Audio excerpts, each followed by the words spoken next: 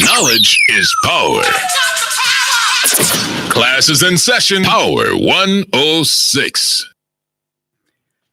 A father sees his son nearing manhood.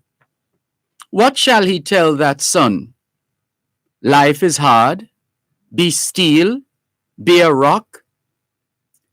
And this might stand him for the storms and serve him for humdrum monotony, and guide him among sudden betrayals and tighten him for slack moments. Life is a soft loam. Be gentle, go easy. And this too might serve him. Brutes have been gentled where lashes failed. The growth of a frail flower in a path up has sometimes shattered and split a rock. A tough will counts. So does desire. So does a rich, soft wanting. Without rich wanting, nothing arrives. Tell him, too, that too much money has killed men and left them dead years before burial. The quest of lucre beyond a few easy needs has twisted good enough men sometimes into dry, thwarted worms. Tell him time as a stuff can be wasted. Tell him to be a fool every so often and to have no shame over having been a fool, yet learning something out of every folly, hoping to repeat none of the cheap follies, thus arriving at intimate understanding of a world numbering many fools. Tell him to be alone often and get at himself, and above all, tell himself no lies about himself, whatever the white lies and protective fronts he may use against other people. Tell him solitude is creative if he is strong, and the final decisions are made in silent rooms. Tell him to be different from other people if it comes natural and easy being different. Let him have lazy days, seeking his deeper motives. Let him seek deep for where he is born natural. Then he may understand Shakespeare and the Wright brothers, Pasteur, Pavlov, Michael Faraday, and free imaginations bringing changes into a world resenting change. He will be lonely enough to have time for the work he knows as his own. A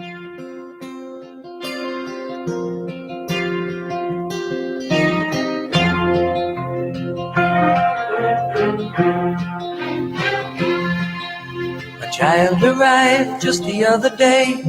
He came to the world in the usual way, but there were planes to catch and bills to pay.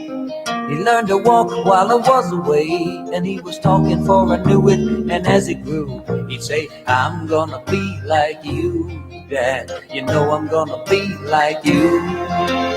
And the cat's in the cradle and the silver spoon, little boy blue and the man on the moon. When you're coming home, Dad, I don't know when, but we'll get together then.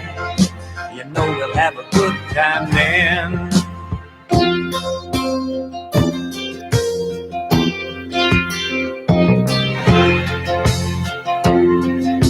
My son turned 10 just the other day. He said, thanks for the ball, Dad, come on, let's play. Can you teach me to throw? I said, not today, I got a lot to do. He said, that's okay, and then he walked away, but his smile never dimmed. Said, I'm gonna be like him, yeah, you know I'm gonna be like him. And the cat's in the cradle and the silver spoon, little boy blue and the man on the moon. When you're coming home, Dad, I don't know when, but we'll get together then. You know we'll have a good time then.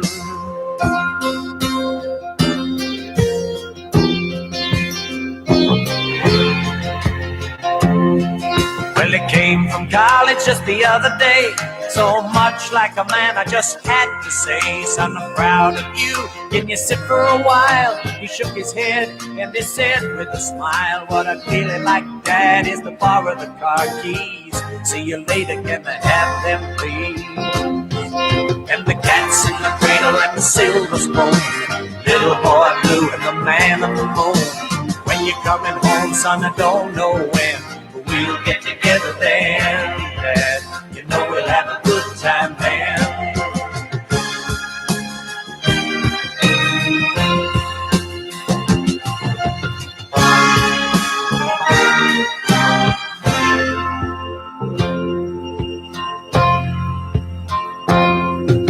I've long since retired, my son's moved away. I called him up just the other day. I said, I'd like to see you if you don't mind. He said, I'd love to, Dad, if I can find the time. You see, my new job's a hassle and the kids are the flu, but it's sure nice talking to you, Dad. It's been sure nice talking to you. And as I hung up the phone, it occurred to me, he'd grown up just like me. My boy was just like me. And the cat's in the cradle and the silver spoon, little boy blue and the man on the moon. When you're coming home, son, I don't know when, but we'll get together then, Dad. We're gonna have a good time there.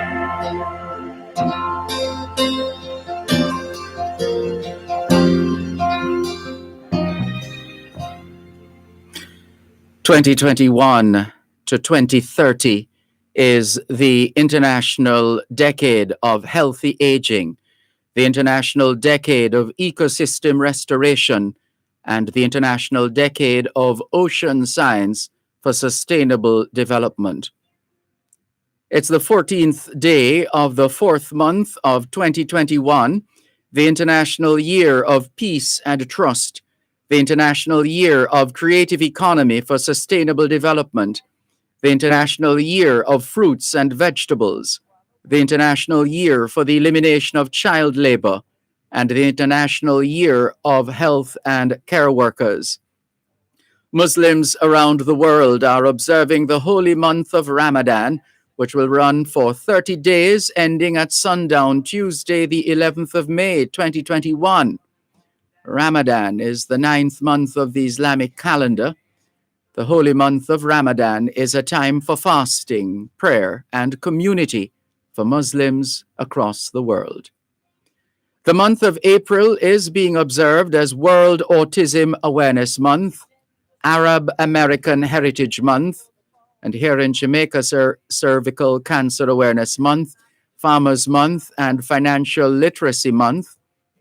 New Year celebrations continue in Cambodia, Thailand, and Laos.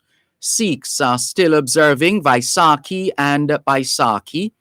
It's National Fast and Prayer Day in Liberia, Pan American Day or Day of the Americas in Honduras and Haiti, Youth Day in Angola, and Orange Day in Japan. Speaking of Japan, we're 100 days away from the Tokyo Olympics in Japan, and CNN is reporting that Japan is running into another problem.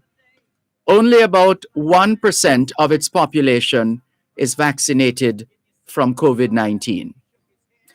Hoy es miércoles el 14 de abril 2021 y les saludamos en cualquier parte del mundo que nos están escuchando en este momento.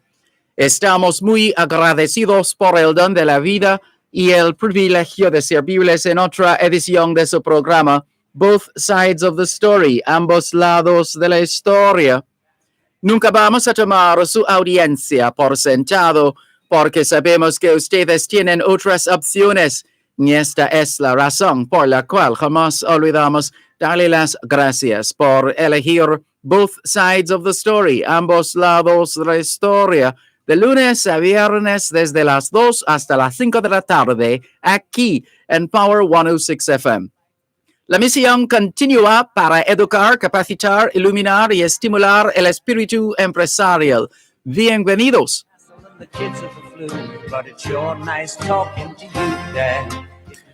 C'est mercredi le 15, le 14, c'est mercredi le 14 avril 2021. Et nous vous saluons tous qui nous écoutez, où que vous soyez dans le monde. Nous sommes reconnaissants du don de la vie ainsi que du privilège d'être à votre service pour une nouvelle édition de votre programme Both Sides of the Story, le pour et le contre. Nous ne considérons pas votre fidélité comme l'un de soi parce que nous savons que vous avez l'embarras du choix. C'est pourquoi nous n'oublions jamais de vous remercier de choisir d'écouter Both Sides of the Story, le pour et le contre, du lundi au vendredi de 2h à 5h de l'après-midi sur notre antenne Power 106 FM. Nous continuons notre mission d'éduquer, d'habiliter, d'éclairer et d'encourager l'esprit d'entreprise. Bienvenue.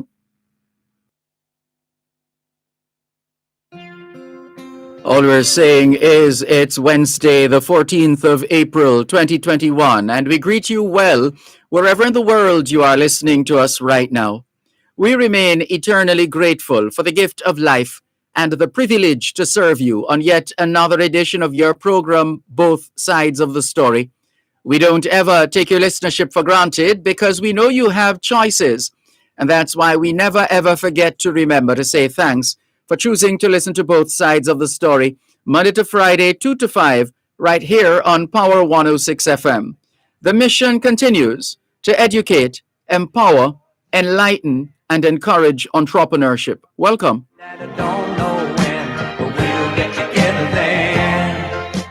Good afternoon to those of you listening to us on 106.1, 106.3, 106.5, 106.7, and 106.9. From Moran Point to Negril Point, from the Goat Islands to Galena Point. This is Power 106 FM, serving Jamaica and the diaspora.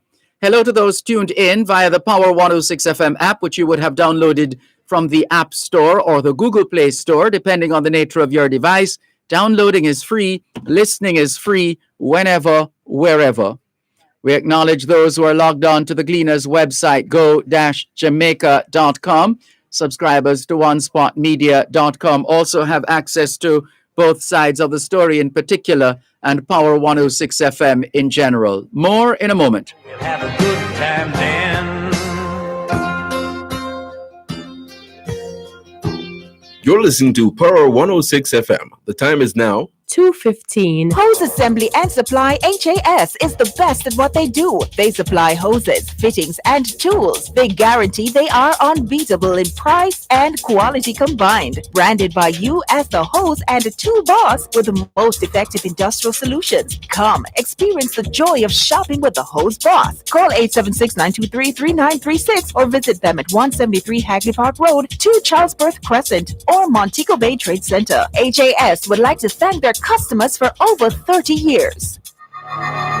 The next person in line, your friend at school or your coworker, may have COVID-19 and not know because they have no symptoms. You, on the other hand, could be hospitalized for 2 months or more if you become infected.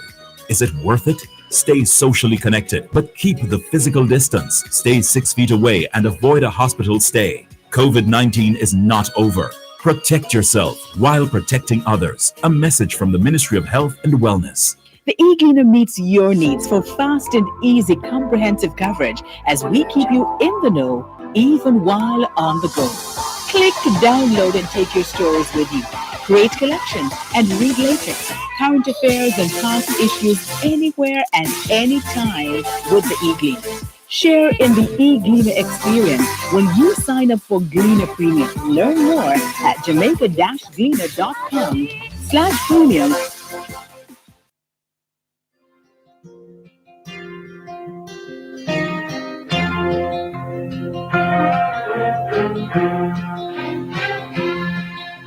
A child arrived just the other day. He came to the world in the usual way, but there were planes to catch and bills to pay. He learned to walk while I was away, and he was talking for I knew it. And as he grew, he'd say, I'm gonna be like you, Dad. You know I'm gonna be like you. And the cats in the cradle and the silver spoon, little boy doing the man on the moon. When you're coming home, Dad, I don't know when, but we'll get together then. Good afternoon to those of you listening to us via the Gleaners website, go-jamaica.com, as we said before the break, live on your smart devices all over the world. Welcome if you have dialed a designated number to listen to Power 106 FM, for example, from the United States, 631-359-8281, 631-359-8281. And if you're in the United Kingdom and you wish to dial a number to listen to Power 106 FM, your number is 0330-606-0953, 0330-606-0953. We thank you if you're watching us on Facebook Live on the Dervan Malcolm Facebook page. If you're not there yet, log on to Facebook.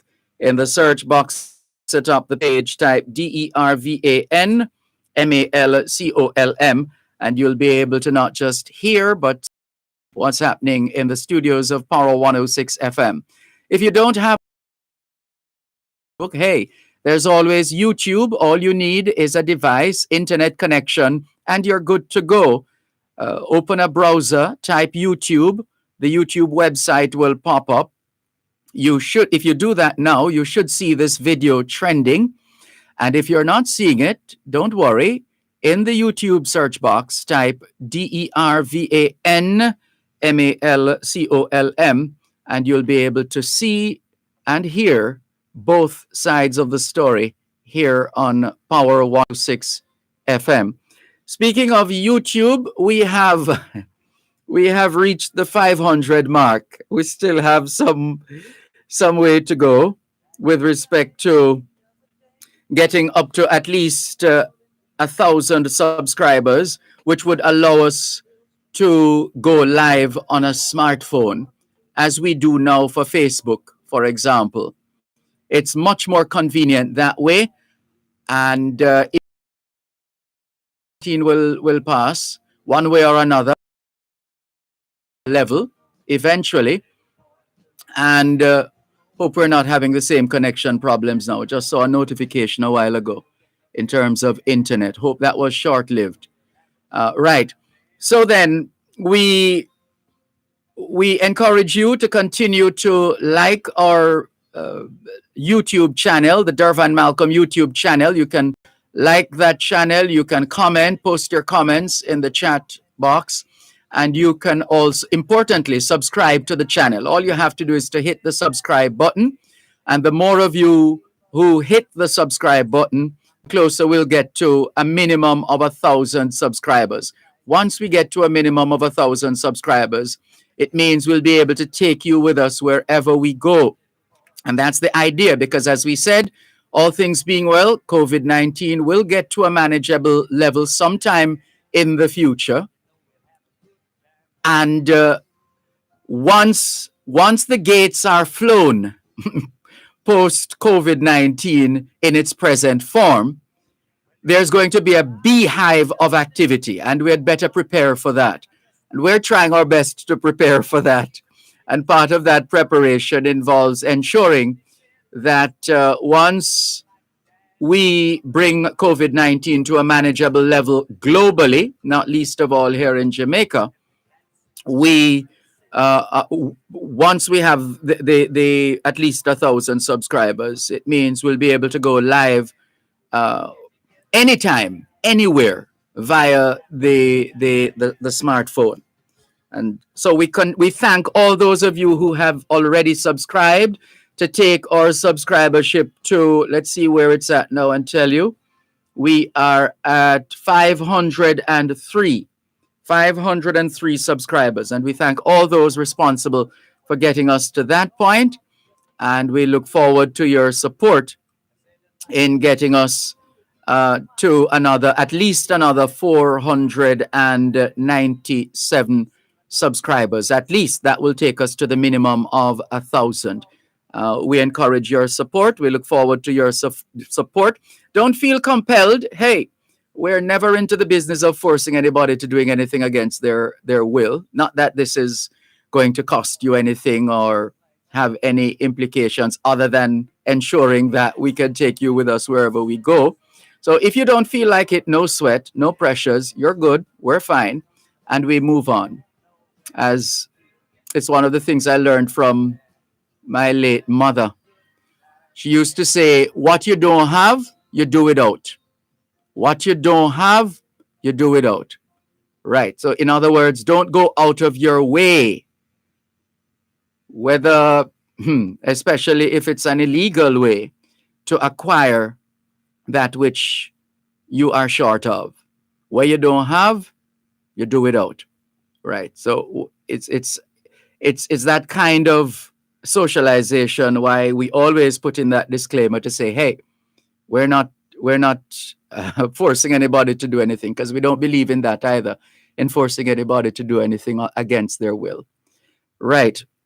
So it is. Let's continue.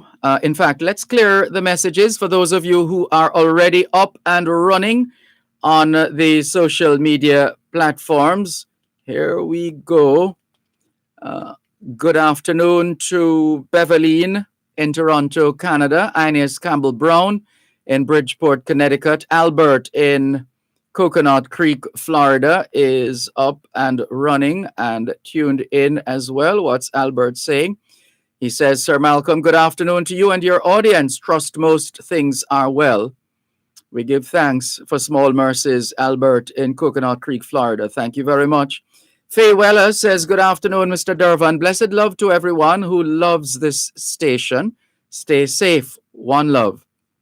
One love to you too, Faye Weller. Margaret Osborne Lemmy says, good afternoon, Mr. Malcolm. Keep safe. You too, Margaret Osborne Lemmy. Angela in Toronto, Canada is up and running. Good afternoon, Angela. Michael Jarrett, good afternoon to you too. And all the others who are logging on the various platforms. Let's go to the WhatsApp line, which doubles as the text line. 876-365-3346. 876-365-3346. We started out this afternoon with a poem by Carl Sandburg, Sandburg. And the Carl is spelt with a C. Carl Sandburg. Carl Sandburg. A father to his son. And the accompanying theme song by Harry Chapin. Harry, Harry, Chapin, Chapin. Harry Chapin, Cats in the Cradle. And just another reminder that children live what they learn. And in this case, we were focusing mainly on the males. A father to his son. The son trying to get his father's attention at different stages of his development. And the father is always busy. And the son, at every whenever that happens, the son takes note and he says, I'm going to be just like you, Dad. I know I'm going to be just like you. And the son grows up. When the father is in his retirement years and trying to arrange to meet with his son, and the son is saying, hey, Dad, I'd love to, but I have the children to deal with, and one of them has a flu and all of that, and so I'm just not available, right? So be careful of the kind of fathers we are creating by virtue of how we comport ourselves as fathers. That's the lesson intrinsic. We are our fathers. And be careful that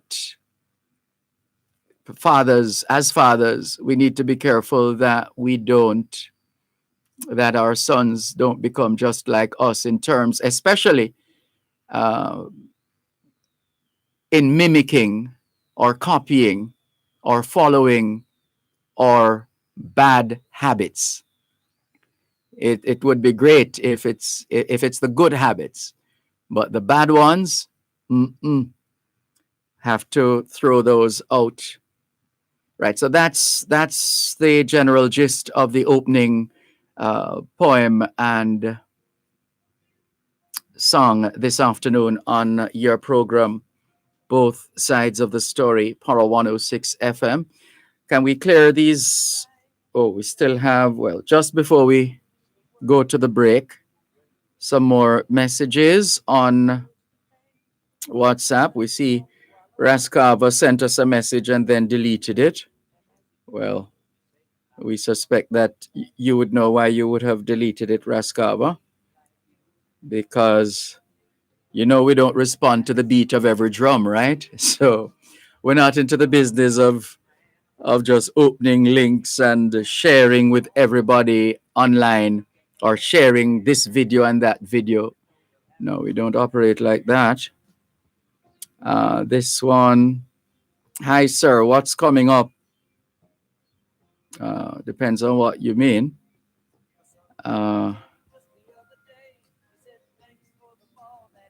Yeah, the language is not as clear as it could be, but we have been able to make out. I would be very thankful and enjoy your day. Thank you very much. This one, Pastor, who is this? Pastor Keith Williams. Good afternoon to Pastor Keith Williams. And do we have time for one more? Maybe one or two more messages. Hello to Tony Kelly, Sharon in New York. Good day to you too. And here's a message from Crocs in Black River. It's a little on the longish side. I don't think we can fit it into the next few seconds to the break. So let's take the break and come back and read the message from Crocs in Black River.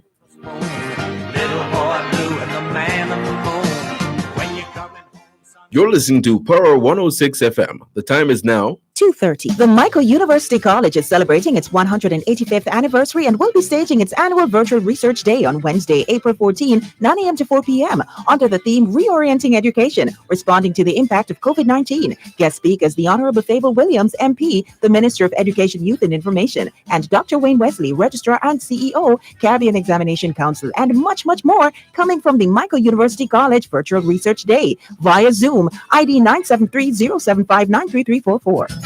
The e-Gleaner meets your needs for fast and easy comprehensive coverage as we keep you in the know even while on the go. Click, download, and take your stories with you. Create collections and read later. Current affairs and past issues anywhere and anytime with the e-Gleaner. Share in the e-Gleaner experience when you sign up for Gleaner Premium. Learn more at jamaica-gleaner.com/premium. The Gleaner Premium will excite your digital media experience, satisfy your appetite for exclusive stories and special access to editors' fora, videos, podcasts, and much more. To subscribe, go to jamaica-gleaner.com/premium and select the e-Gleaner or website option. Welcome to your new digital experience, the Gleaner Premium. Free for a limited time only. Child arrived just the other day. He came to the world in the usual way, but there were planes to catch and bills to pay. Thanks a lot for staying with us here on your program, Both Sides of the Story, Power 106 FM. The story of Jamaicans at home and abroad. Crocs in Black River says, "Good day, Mr. Malcolm. I heard it being said that the police can't act without a statement being given by the woman who was being battered in the viral video. But what if she had died from the beating? Would a statement have been required then too? If I should go into the public square and spread out a few lengths of fabric," and here he's referring to Jamaican curse words, "in the hearing of a police officer, would I not be arrested and charged, even if no one took offense and made any report? This police force is getting worse than it was in the 80s, and it will take some intervention of the kind that was taken in the matter of the existence of a death squad in order to straighten them out." Crocs in Black River. Thank you very much for your message, Crocs in Black River. We have been monitoring and listening and learning from some of the discussions that have been held surrounding this viral video, which it's obviously very, very difficult to identify the people in the video. On the face of it, the video doesn't give us much in terms of the identities of those involved. But the police have also told us that the individuals involved have made reports, as opposed to statements. And apparently there's a difference between making a statement versus making a report. So both parties, the police have told us, have made reports. Now, and the lawyers have been discussing, and we have heard them. So here's the thing now. Here's the dilemma. On the one hand, you can't just as in the parliament, as we saw with the speaker, Marissa Dalrymple Philibert, there are certain what they call them standing orders and related procedural documentation governing the running of Parliament, how Parliament is supposed to operate. Now, you don't breach that no matter what the situation is. Yes, there are times when you call for the suspension of standing orders, etc., etc. So that there is that. So there's how it is dealt with in Parliament and what the laws and the regulations say about the terms under which an MP can be sanctioned by Parliament, etc. And then there's the legal side, just straight legal in terms of how the lawyers have put forward their arguments, that which we've heard in the public space so far in the discussions, indicating that certain things would have to be done and certain procedures followed in order for it to go anywhere. But it cannot. Whoever captured whoever's CCTV system captured the images of a man and a woman, and the man raining blows on the woman, and the woman in some respects retaliating. How does that stand up in court? You need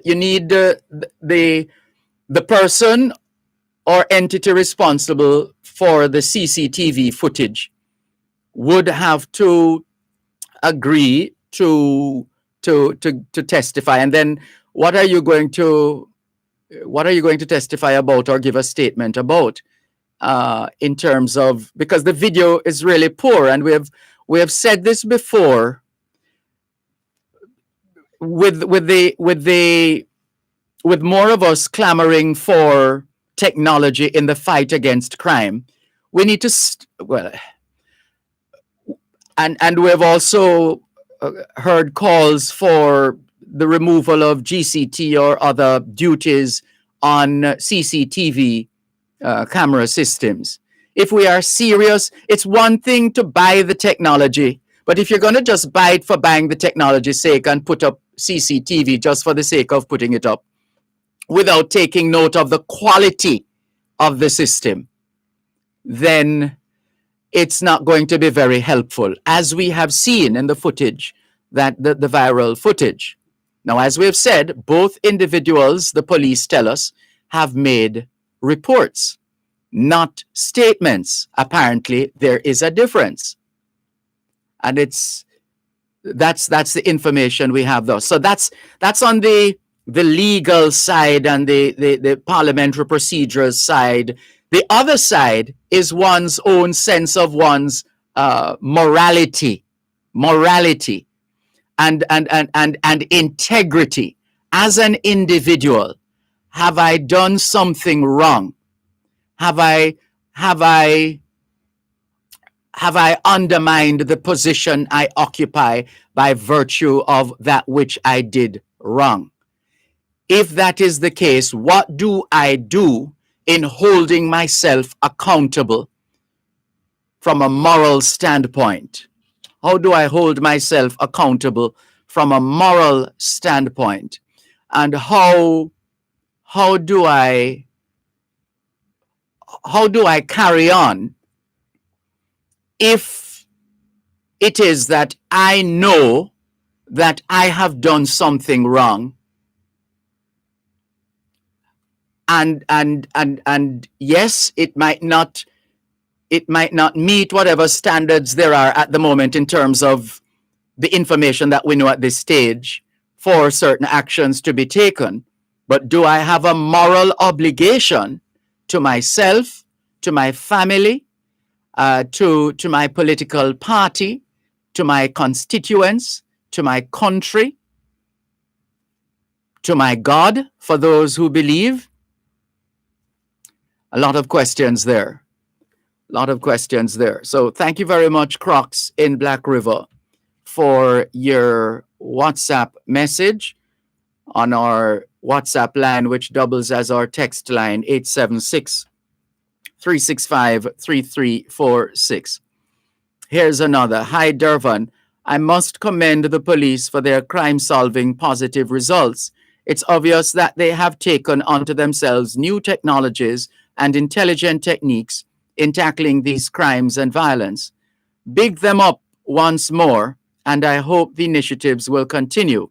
Next thing, why does the government continue to allow domestic and commercial construction to be done on lands that were once cane fields? The thing is, irrigation is already done to transform these lands into alternative agricultural productions. So why abandon what is already in place? When so many farmers are complaining about irrigation and water concerns for their farms, we as a country need to wake. Our agricultural industry is far too micro. Tens of agricultural containers should be leaving this country on a weekly basis for markets abroad. Yeah, well, we can always do more. We have been and we're still sending containers, but clearly not at the level at which we need to get to. I don't know why it has been that agriculture has been a bastard child in this country for so many decades, and a lot of lip service is usually paid to agriculture.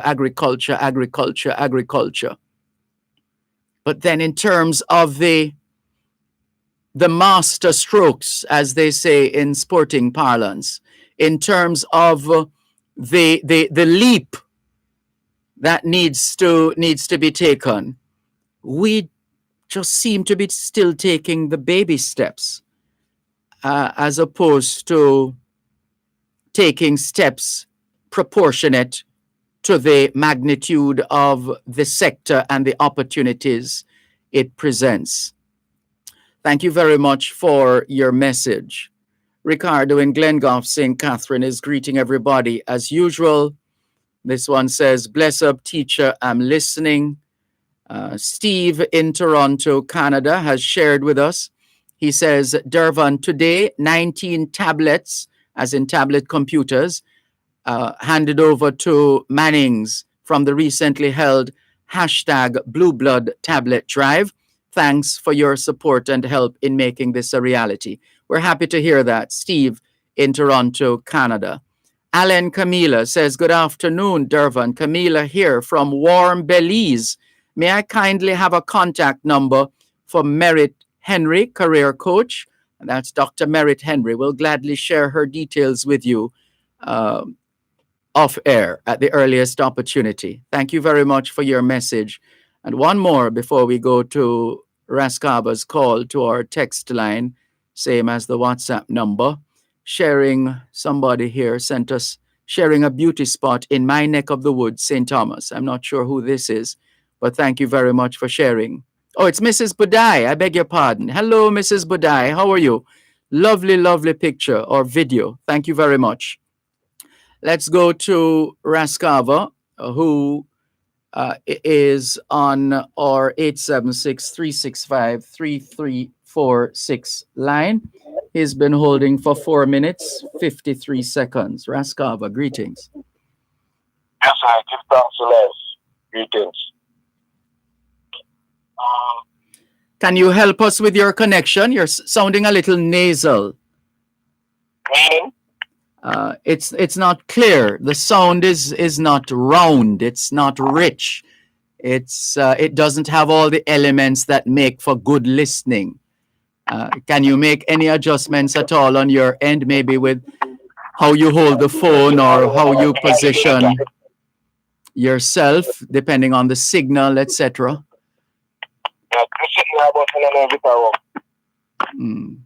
Something is not. It's not sounding. You're not sounding the way you normally would. Yeah, it is. It's something is compressing the sound. It's like somebody is pushing it down as it is trying to express itself, so to speak. All right, tell you what. Let's do what the experts tell us. There are about 1,000 or more, thousands of channels in terms of cellular. It usually helps. You hang up, you redial, and you're likely 99.9% of the time you get a better connection. So we humbly suggest that you do that right now, and it should be better. Right.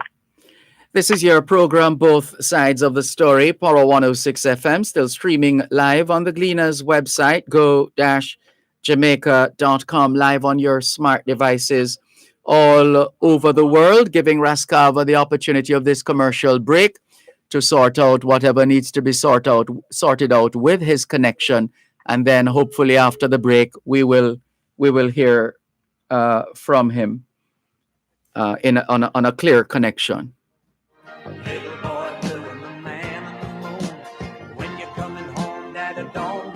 You're listening to Power 106 FM. The time is now 2:45.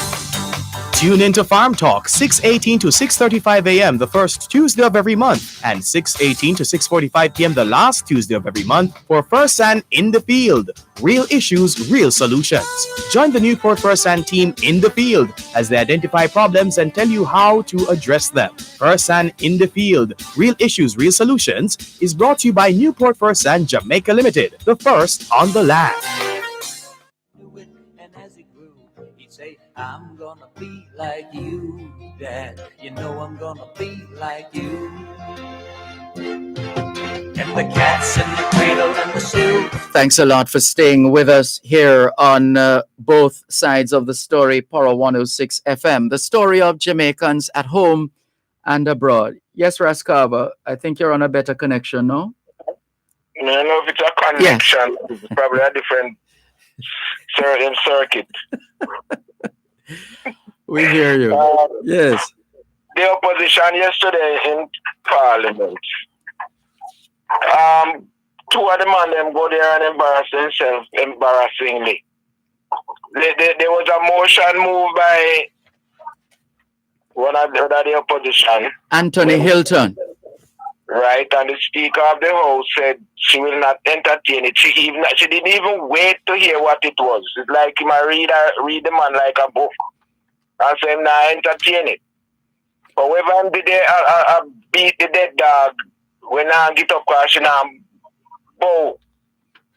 And then come Mr. Golden now I tell the Speaker that him should listen to the man why he wants to make the motion. That doesn't make a difference. There's not enough evidence. It was prematurely requested of the House because the thing is just happening. There's nothing that can say, well, yes, this is worthwhile a debate. You can't go to the try table that so early. The man not even get admit or charge or anything. So you allow that, make it run its course before you go. They got one suspension of the man. I think that was a low blow, and Golden should have known better, so you shouldn't even go and support that. Because if the Speaker of the House change her position, that she took earlier. It come like she wouldn't even know what she stand for. So yeah, well, she was speaking clearly from a position of proper parliamentary procedures. That's what we got watching the news last night. which the opposition should know also. They should. You are correct. They should know. And but you know how it is. Opposition parties all over the world, not least of all here in Jamaica, always on the prowl. Once there seems to be something that is not right, they pounce, and they're really supposed to be that way. But they want to ensure that they do that sensibly or smartly. Yes. And I think they should change the name. Two things they should have changed at Jamaica. The leader of the opposition, because what is expected of them is just to oppose. And the Jamaica Constabulary Force. Hence, the police are offering or administrating with too much force. Tony Leng used to say that for years. He used to call for that, the changing of from constabulary force to service. Who? Tony Leng. Oh, yeah, Mr. Leng. Yes. Because if they do that, if they don't do that, it come like they not live up to their name. And I say where the opposition think too. If they're not opposing everything or oppose, it come like they are not an effective opposition. They should be the leader of the TMP and members of the TMP and leaders of the JLP and members of the JLP. That's who they are. In the thing that him after suspension, you notice that there was somebody who went exactly to behind that vehicle that they were suspected person, allegedly the persons were. That person should be a person of interest. Yes, I saw that. The individual who went across to them. Yes. Right. Mm-hmm. And the car that the man went in, is that the minister's car? Technology can zoom it up to get license plate number and everything about it. The quality, no, as one who is very big on quality when it comes on to video, that video footage that was captured, if that is enhanced in terms of zooming or trying to zoom, it's the quality is going to be even worse than it is now. With that blur worse. Yeah. So the technology can't clean up it. You know, in this day and age of technology, anything is possible. All right. The other question is, they said two persons make reports, as you saw put it, against each other. Did the name they give match the names of the persons in question? Well, for the police to have come forward and say that, it would appear that a connection has in fact been made. But the problem, it seems, on the face of it, based on what the police are saying, reports were made. In other words, if somebody threatens you, for example, you're supposed to take it seriously and make a report. But that there seems to be a difference between making a report, and giving a statement. So for me, so I would perhaps have to give a statement saying what somebody has done to me, and seeking some kind of reparative justice. A report and a statement is just a thin line between them. When you go and make a report, it's supposed to be documented in a book, and the receiving officer of that report should say, okay, let me write down your statement. The report is the beginning of filing a complaint, so which required for you to give a statement, sign to it, and move. You can't people give a report and then just walk out, and then it has no value because you see it as just a report. You know, I think I'm thinking of it in the sense where the where a policeman might ask, "Do you wish to press charges?" There's a difference. Do you wish to? Do you? What's that? You don't mean to do that. Nobody go to police station go waste police time. Then go But, start it. but such is the nature. Such is the nature of the fickleness of such is the fickleness of relationships. Invariably, either through whatever means, whether of your own volition, meaning on your own, you decide. You know, in Jamaica, we have a thing where we say, "Me feel sorry for him," or "Me feel sorry for her." Me nah bother ya. That kind of thing. So you might very well decide against pressing charges after having made a report. So you make. Don't go to the police station. Go find a guidance counselor. Yeah. A marriage officer, somebody who will give you both counseling. But you go to police station, then you're filing a report which required a statement, whether or not you want to go through with it or not. But if you don't intend to do that, don't bother go there, so. Go to a pastor or some counselors that can be, or go to restorative justice, some place where can be a more mediator and a listening to both of you and get both of you to hug up and one back. Yeah. But I don't know, but I don't know about the gentleman committing that. I don't know what will come out of today's questioning, but as I said in the beginning, the PMP did not think thoroughly what they were doing when they got asked for suspension. That's a low blow that they committed there. Yeah, we need to properly prepare whatever we do, whatever our position, not least of all, as opposition. Proper preparation prevents poor performance. All right, Mr. Malcolm, take care. Thank you. Take care. All the best. This is your program, Both Sides of the Story. Power 106 FM, still streaming live on the Gleaners website, go-jamaica.com, live on your smart devices all over the world. Taking your calls on 876-922-4112, 876-922-4113, 876-922-4114, and 876-922-4115. Good afternoon to Jacqueline Simmons. Blessings to you too. Thank you for tuning in. Cherry Henry, good afternoon. She says, and listeners, thank God, another blessed day to tune into your program. Thank you, Miss Cherry Henry. Don Marie Smith, good afternoon to you too.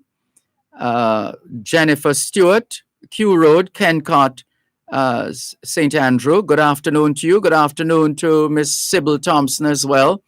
Albert in Coconut Creek, Florida says, Sir D, Dr. Rose lost her last maternal aunt, Hortense Barnes, from Robbins Hall a week now. She was a mother more than an aunt. Her mom passed since 1984, so you can understand the bond.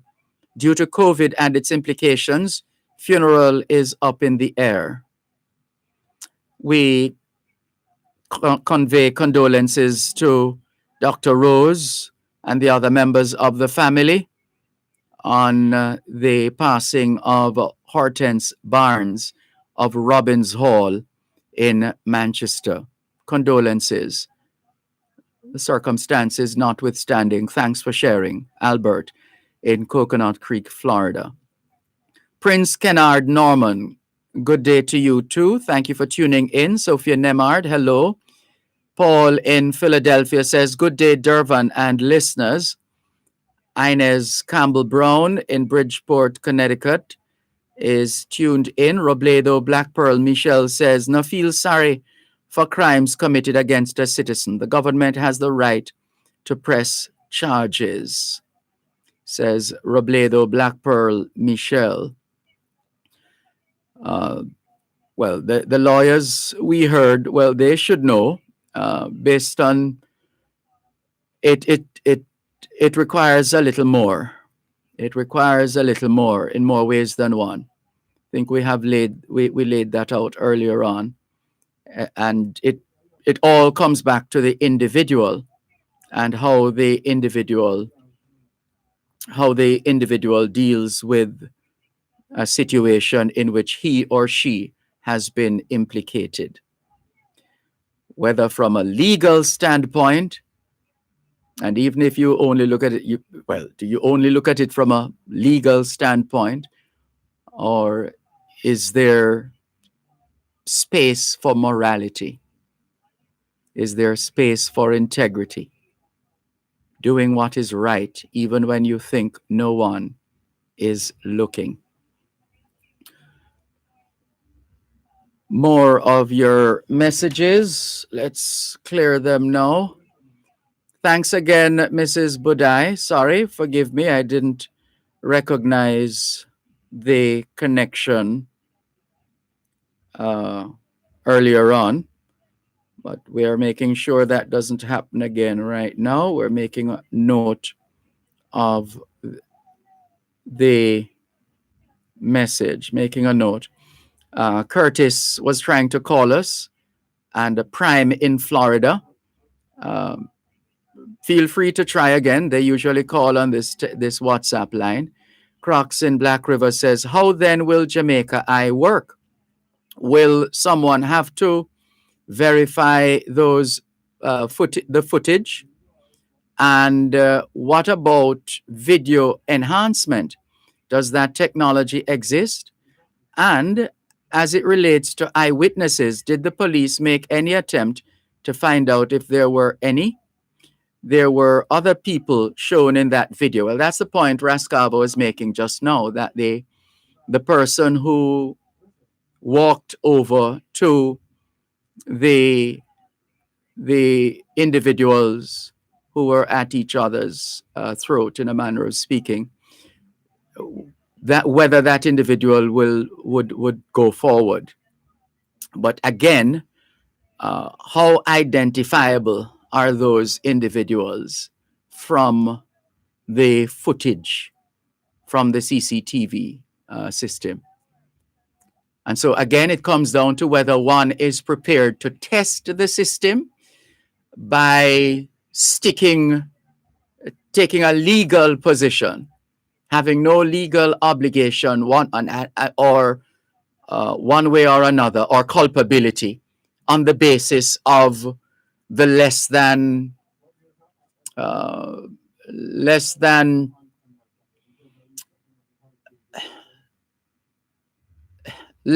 adequate evidence? Or does one take the moral high road if one is indeed culpable, if one knows that one is culpable? Yeah, it's one of those things as individuals we wrestle with virtually every day, isn't it? We are doing something out of expedience, or because it's going to make us feel good, or it's going to enhance our situation, even though the means by which we are doing it are either morally depraved or deplorable, or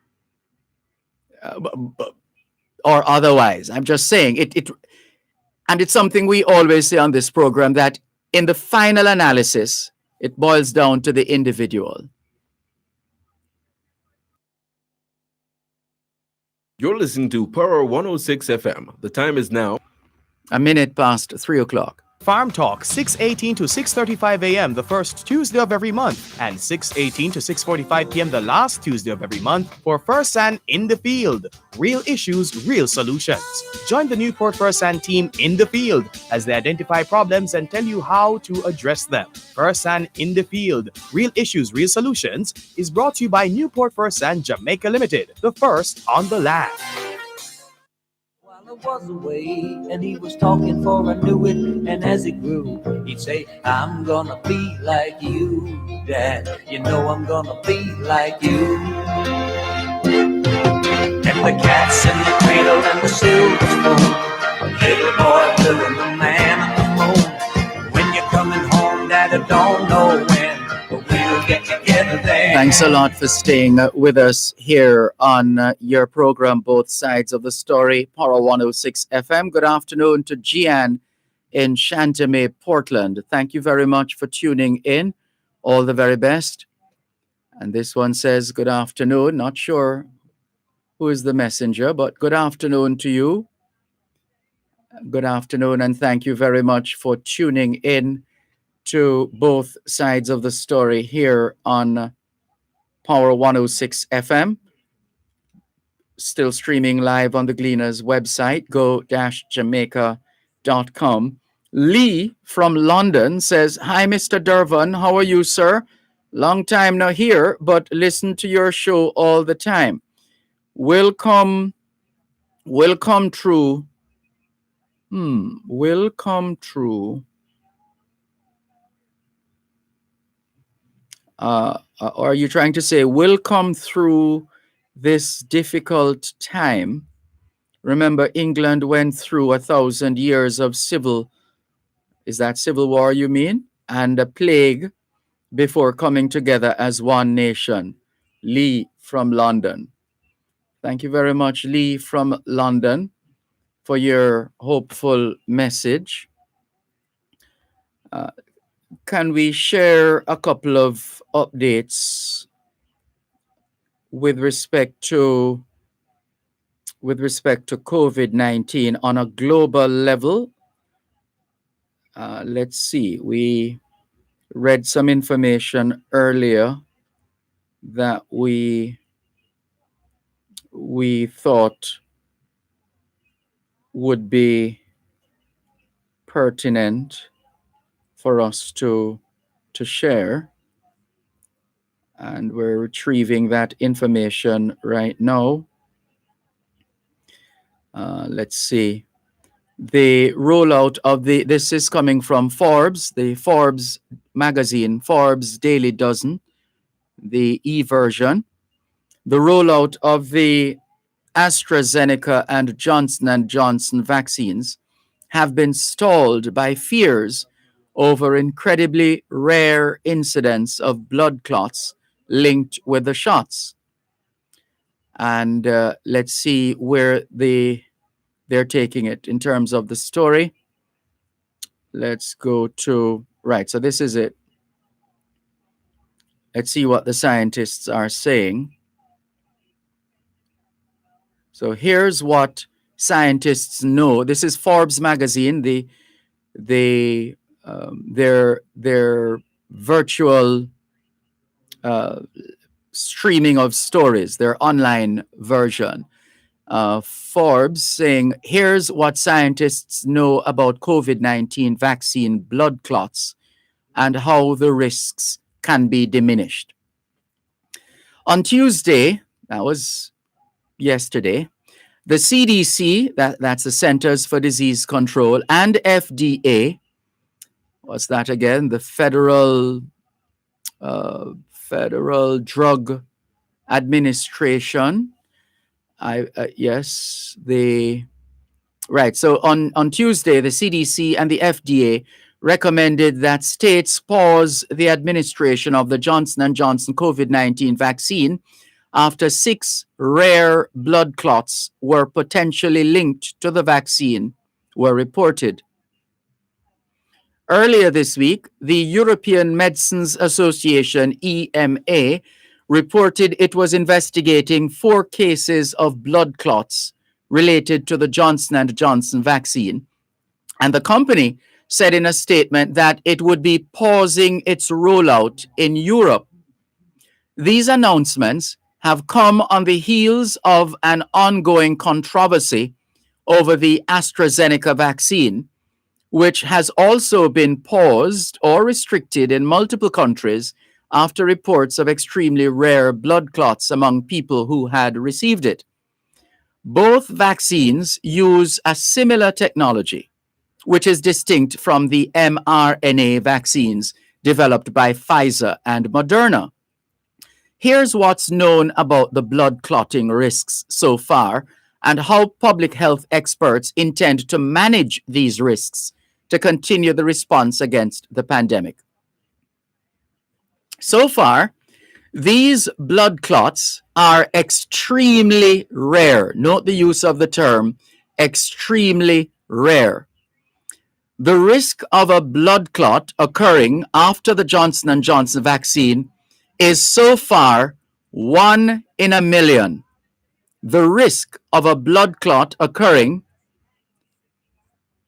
after the Johnson & Johnson vaccine is so far about 1 in a million, while the risk from the AstraZeneca vaccine has been found to be closer to 1 in 250,000 in the United Kingdom. 1 in 250,000 in the United Kingdom. So in the case of the Johnson & Johnson vaccine so far, if there is a situation where a patient is found to have a blood clot after taking the Johnson & Johnson vaccine, it's a 1 in a million. So if a million people took the vaccine, based on the science and the calculations and all the other permutations employed in this process, would work out to 1 in 1 million. And in the case of the AstraZeneca vaccine, if it is found that someone ends up with a blood clot at some point after having taken the AstraZeneca vaccine, it would be 1 in 250,000. So if 250,000 people, and this is in the UK, the AstraZeneca number is limited to the United Kingdom. So if 250,000 people in the United Kingdom are vaccinated with the AstraZeneca, and if anyone is impacted or believed to be impacted by the vaccine, by ending up with a blood clot, it's likely to be 1 out of the 250,000 in the UK. Now, both of these risks, the story says, are far lower than the risk of getting a blood clot from COVID-19 itself. So those risks that we just mentioned are far lower than the risk of getting a blood clot from COVID-19 itself, which one paper, a study, one paper found occurs in about 20% of COVID-19 patients. Blood clots occur, and this is one paper, one study, one paper so far, showing that that paper found that a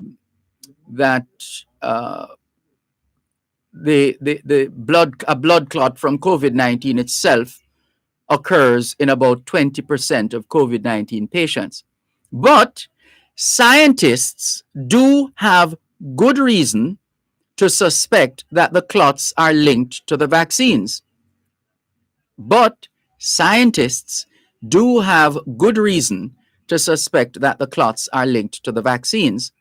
The types of clots that have been reported after vaccination are extraordinarily unusual and bizarre, says John Kelton, a researcher at McMaster University in Ontario, occurring in parts of the body that aren't normally known for experiencing clots. The patients who are getting these blood clots also have low numbers of cells that normally help the body to clot when damaged, called platelets. Low platelets usually means that the body can't form clots. But in these recently vaccinated patients, clots are popping up in seemingly random areas.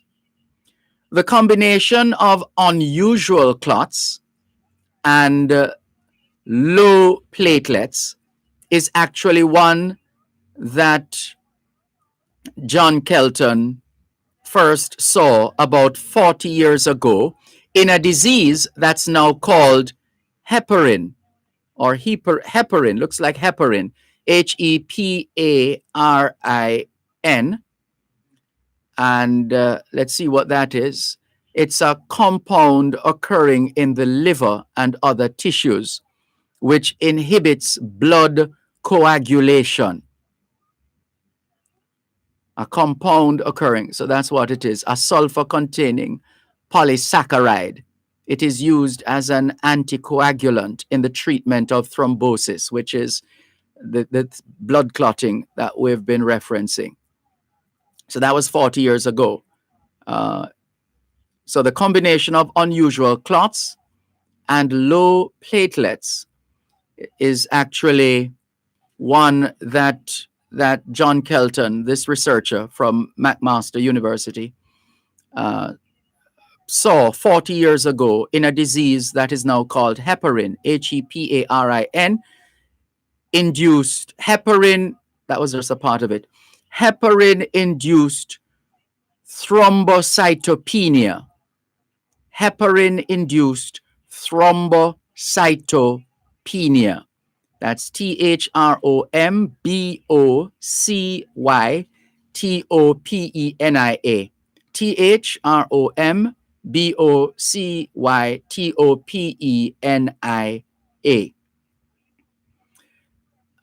Let's come back to this story after the break, right here on your program, Both Sides of the Story, Power 106 FM. We've been sharing with you details of a story from Forbes magazine online, Forbes.com, examining the situation with the blood clots and COVID-19 vaccines.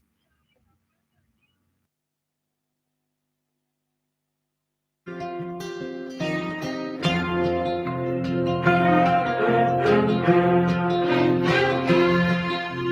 child arrived just the other day. He came to the world in the Coast to Coast Concrete, the high quality concrete for fencing, roofing, foundation, and road surfacing. Call 876-754-7472. The time by Coast to Coast Concrete is 3:15. You know I'm gonna be like you. Just to continue this story, sharing this story from Forbes.com. So we mentioned that the combination of unusual clots and low platelets is actually one that this researcher, John Kelton at McMaster University in Ontario, saw about 40 years ago in a disease that is now called heparin-induced thrombocytopenia. It can occur when patients who take heparin, a popular blood thinning medication, spontaneously develop rare blood clots. In rare occasions, the same phenomenon has been documented in patients who haven't taken heparin. Low platelets, but unusual clots. It's an easily identifiable condition, Kelton says, because this is a very dramatic reaction. It can also be confirmed through a chemical test. Kelton and his team recently received 8 samples from patients who had gotten blood clots after getting the AstraZeneca vaccine, and one sample in particular stood out. It was exactly the syndrome that we have seen before, says Mr. Kelton, John Kelton from McMaster University. And the story goes on. Though scientists strongly suspect these vaccines may be linked to this extremely rare clotting disorder, they don't yet know why. Those scientists strongly suspect these vaccines may be linked to this extremely rare clotting disorder. They don't yet know why. Both vaccines work in a similar fashion. They deliver genetic material to cells that instruct them to create a portion of the coronavirus called the spike protein, which stimulates the immune system to produce COVID-19 antibodies. Additionally, Both vaccines deliver those genes to patients using a common cold virus called an adenovirus that's been genetically modified to not make people sick. Similar blood clotting has not been observed in either the Pfizer or Moderna mRNA vaccines, which rely on a different technology. There are several hypotheses for why these adenovirus vaccines might cause clots, says Maria Sundaram, a postdoctoral researcher at the Institute for Clinical Evaluative Sciences in Ontario. It could be that the positively charged particles of viral DNA in the vaccines are breaking apart and attaching to a negatively charged protein in the body called platelet factor or platelet factor 4. Platelet factor 4. This could potentially induce blood clots to form, but Maria Sundaram says that doesn't seem very likely due to the lab studies that they've been doing. Another potential explanation is that the body's immune system could be triggered to attack this type of vaccine because it recognizes it as a foreign entity in the body. Still, other researchers hypothesize that it's the adenovirus vector itself that could be causing the clots. While these have been studied for decades, the AstraZeneca and Johnson & Johnson COVID-19 vaccines are the first that have used the technology on a massive scale of millions of people. The only other adenovirus vaccine that is commercially authorized is for Ebola, also manufactured by Johnson & Johnson, which has only been given to a few 100,000 people in West Africa, which may not be enough people for the rare clotting effect to be observed. So the question is, how should public health experts and vaccine makers go about reducing these rare risks? If it turns out the rare blood clotting is related to the vaccine's adenovirus vector, says Paul Offit, director of the Vaccine Education Center at the Children's Hospital of Philadelphia, you might be able down the line to alter the vector in a way that prevents it from causing blood clots. But Paul Offit says that could take months or years of more research. If it's one protein in that vector that's being produced, and you could modify that maybe, says Bill Moss, executive director of the International Vaccine Access Center at Johns Hopkins. But it will really take some more detective work to figure out what components of those vaccines are creating those clotting antibodies. So the research continues. They are yet to definitively to hold up in front of us the evidence of the direct connection. As it is now, it is suspected. But even in that suspected connectivity between the two things, even in that, they still can't bring it down to a particular element within the whole scheme of things. They can't say it's because of this factor or that factor. And therefore, the studies will have to continue in that regard. We're told, though, that today is the 14th, isn't it?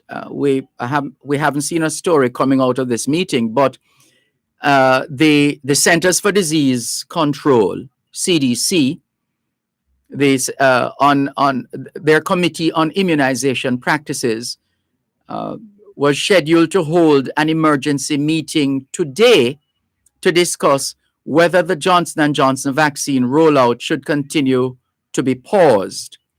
They might, like other countries in the EU and Canada, recommend that adenovirus vector vaccines only be given to people who are over a certain age. Most of the patients who have gotten these unusual blood clots are young women. So some nations have ordered that only people ages 55 and older can get the AstraZeneca or Johnson & Johnson vaccine. Sundaram and Kelton, those are two of the researchers quoted in the story earlier, add a note of caution about these patient restrictions. However, the age and gender association in clots could be a red herring. So be careful, because that's no guarantee either. Both scientists pointed out that the majority of people who have received these vaccines, particularly in the EU, the European Union, are teachers and healthcare workers. And the majority of teachers and healthcare workers are young women. It's pretty hard to tell if age and gender are risk factors for these blood clots, says Sundaram, particularly since the clots appear so rarely. Luckily, when these rare blood clots do occur, they are often easily treated as long as they are caught early enough. I'll repeat, luckily, when these rare blood clots do occur, they are often easily treated as long as they are caught early enough. The CDC says that if a patient experiences symptoms including severe headache, leg pain, shortness of breath, or abdominal pain within 3 weeks of getting the Johnson & Johnson vaccine, they should contact their healthcare providers.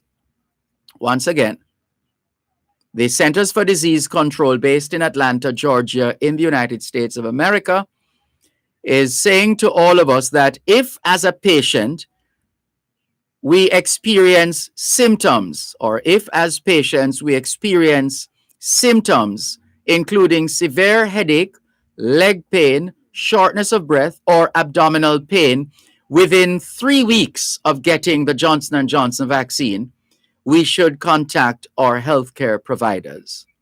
In other words, go see your doctor. Often, Kelton says, these clots can be treated in the hospital with blood thinners, though he advises these rare patients to stay away from heparin. Scientists and public health officials have another daunting task going forward. How do they communicate to the public that these pauses are actually a good thing and shouldn't make people afraid of the vaccine? The side effects are extremely rare, so you're not taking a big risk, said another researcher. Meanwhile, there's nothing theoretical about the risks of COVID-19. Another of the researchers, Moss, says numerically, the risk of using these vaccines is much smaller than the reward. The calculus, I think, is pretty straightforward, he says. The public health messaging is the tricky part. Maintaining trust and confidence is very hard. So this blood clotting complication does not help the drive to vaccination, essentially what they're saying. But they have given us enough information to indicate that, hey, as with anything else, there are risks. And in these cases so far, the risks are extremely, extremely low. So there you go. And when compared to the rewards, they say, hey, yeah, weigh the two and you'll realize that there is a difference. Let's go to this call from one of our listeners in Florida, calling us on WhatsApp, trying to bring him up on the system, bring his call forward. What the phone? There we go. I think we have it now. Hello, good afternoon. Thanks for calling. Yeah, good afternoon, Mr. Malcolm. I want to raise a quick point to you before I go after work. Yesterday, I was watching where the speaker was making some comment about an MP beating a woman, and then today I listened to you touch on it again. Okay, you make a point where the video is not clear, so you can't say who is who. Is that true? Yeah, that's the situation for all of us who have watched it. Yeah, but you're the real detective work. If you don't involve, why would you come and make a statement or a comment pertaining to what took place? That's not detective work. We have shared that information already. That the individuals, according to the police, the individuals have made reports. Now, it's one thing for two individuals to make a report about each other. It's another thing for us to prove that those are the two individuals in the video. Yeah, but what they make report or comment about, it have nothing to do with the case. Because when the name was on, they hear that it was him. He went there to say something pertaining to the case to defend himself. And the police said the lady already make one, but they cannot locate the lady to take it from there. So that means they have something to do with it. Am I right? Well, at this stage, it boils down, as we said earlier on, to what a single... What is that sound? What an individual does at any particular point, at a particular point in time. So then, the onus is on those involved in that altercation to determine what becomes of it on the face of it. And the onus is on whomever is coming forward with the video as evidence to cause that evidence to stand up in a court of law. One moment, please.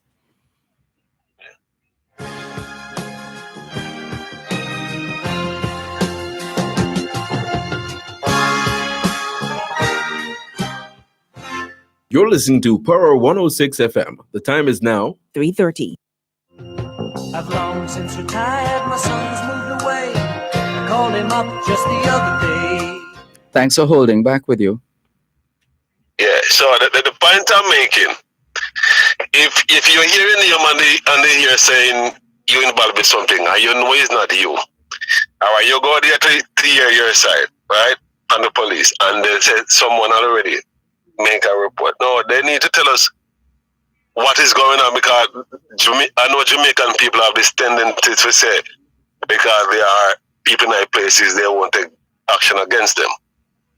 And as they oftentimes said, no man is above the law. So that is why most people wonder if it's because him is a big man, why they won't take action, because if it was a small man, then probably they hear something else.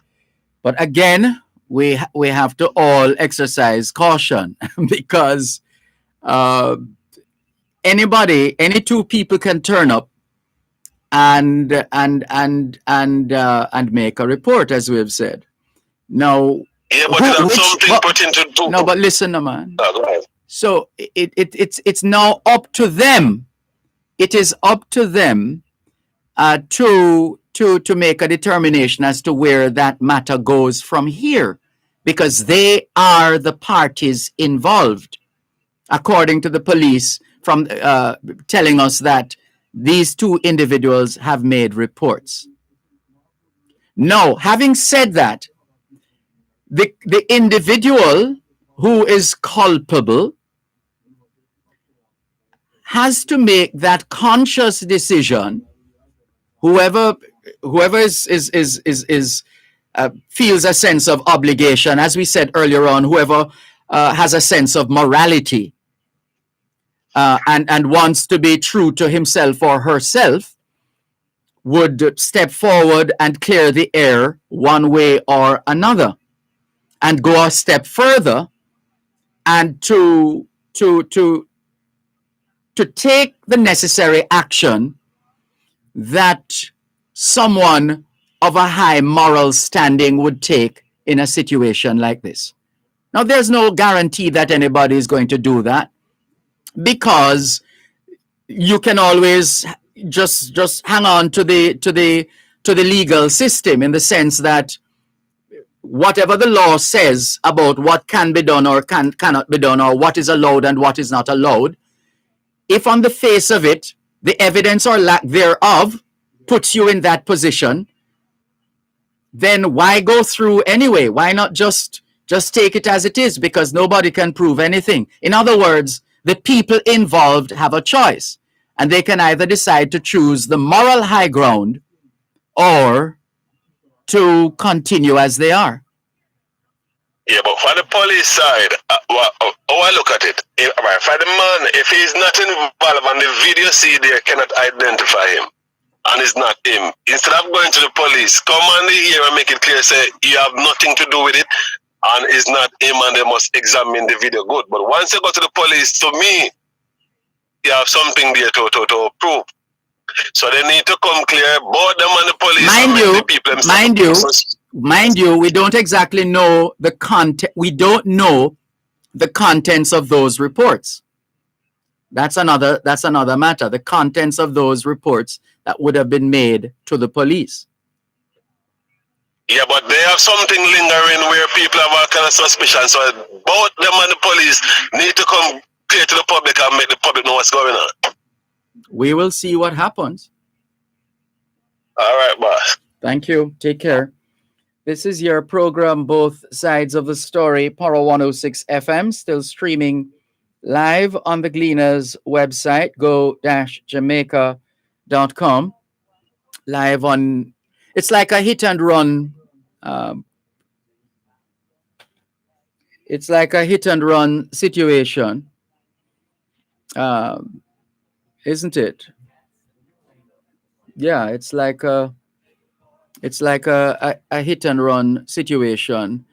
Whether you turn back to deal with that obligation, or ensure that within reasonable time you deal with that situation, or do you just go on as if nothing actually happened? That is the dilemma.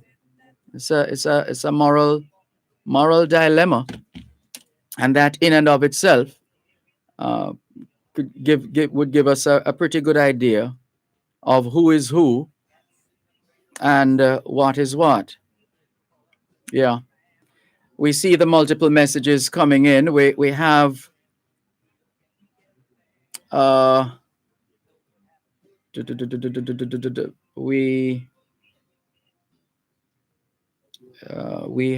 we have a scheduled interview coming up, interview stroke discussion. Sorry, let's see if we can let's come to that in just a moment. And the cats in the cradle and the silver spoon, little boy blue and the man on the moon. When you're coming home, son, I don't know when, but we'll get together then, Dad. You know we'll have a good time then.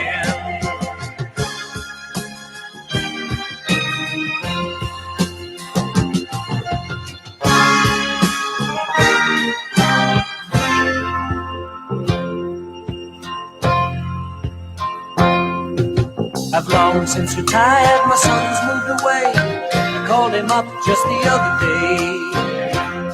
I said, I'd like to see you if you don't mind. He said, I'd love to, Dad, if I can find the time. You see, my new job's a hassle and the kids are the flu, but it's sure nice talking to you, Dad. It's been sure nice talking to you. And as I hung up the phone, it occurred to me, he'd grown up just like me. My boy was just like me. And the cats in the cradle and the silver spoon, little boy blue and the man on the moon. When you're coming home, son, I don't know when, but we'll get together then, Dad. We're gonna have a good time there.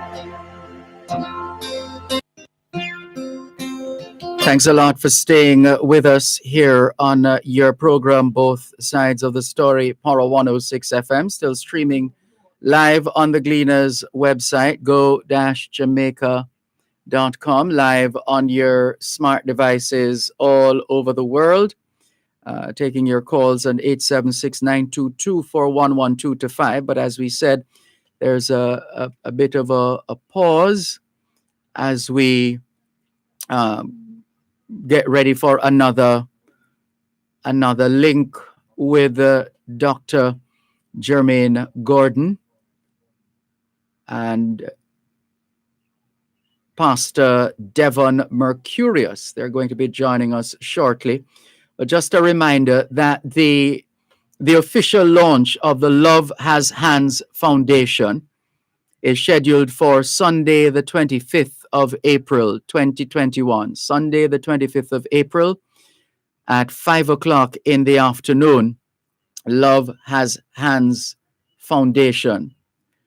And for those of you who have been listening over the weeks, couple of weeks that we've been featuring the work of Dr. Gordon and his team, you would recognize that it really is a lot of ground being covered in terms of Love Has Hands Foundation, and it's no different. It's no different this week in terms of the tact that we take in using the occasion of this kind of engagement to highlight, yes, the work of the foundation, but also to recognize that there is no separation. It's deeply connected to what is happening or not happening in Jamaica, one way or another. And so we want to look at how we treat our children, which is quite instructive, because this afternoon we recited a poem by Carl Sandburg, A Father to His Son. A Father to His Son by Carl Sandburg. And we combined that with Cats in the Cradle by Harry Chapin. So it's most it's divinely ordained. There's no doubt about that. And to tell us more, we are going to be joined at this time by the man for all seasons, as it were, in terms of the many hats he wears. But right now we're going to engage him in discussion in his capacity as the magnet behind Love Has Hands Foundation. He is the founder, Dr. Jermaine Gordon. Good afternoon, Dr. Gordon. How are you? Good afternoon, my beloved Dervan, and good afternoon to the Power 106 family. I am magnificent. I can hear that. I can hear that. And alongside you is Pastor Dervan Mercurius. Good afternoon. Good afternoon, Dervan. How are you doing, man? I am fine, thanks. I gather you're the secretary and the new coordinator of the school activities. Are you ready for this? Yes, but I've actually been in the schools in other capacity for quite a while, so it's something that is familiar. Familiar territory. That makes sense. All right. So now let's once again, Dr. Jermaine Gordon, contextualize what we're about to discuss on this afternoon's edition of our Love Has Hands Foundation series. Yeah. So we have been looking not just at the child and the challenges of our youngsters in Jamaica, but we're looking also at all the major players that would impact them: the home, the school, their community, the church, and their peers. You know, Dervan, I was in a session yesterday where they had this session on CBT, cognitive behavioral theory. One of the things that the government is looking into adopting in our fight against crime and our intervention programs, which looks at how you think and how that thinking affects how you feel and how that feeling drives you to act. And so it's something that we have been looking at as well. So Pastor Dervan is with me to help tell the story about what we have been doing in the schools and how we go about carrying this message to the youngsters in the school. Well, please, there's your entry, Pastor Mercurius. Step right in. You know, I was in a school one day and I saw a young lady eating a cheese sticks. And one of her colleagues grabbed the cheese sticks out of her and in normal Jamaican style.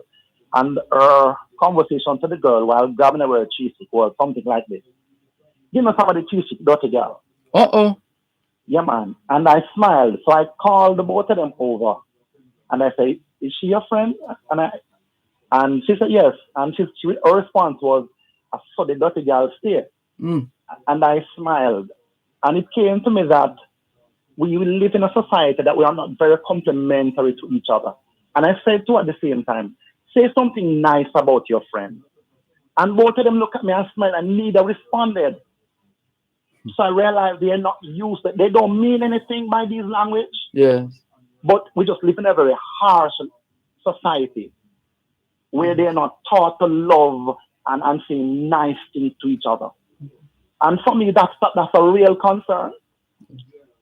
Yeah. I think they're too exposed to too much bad behavior and violence and that kind of thing. True. And I really feel deep for these kids.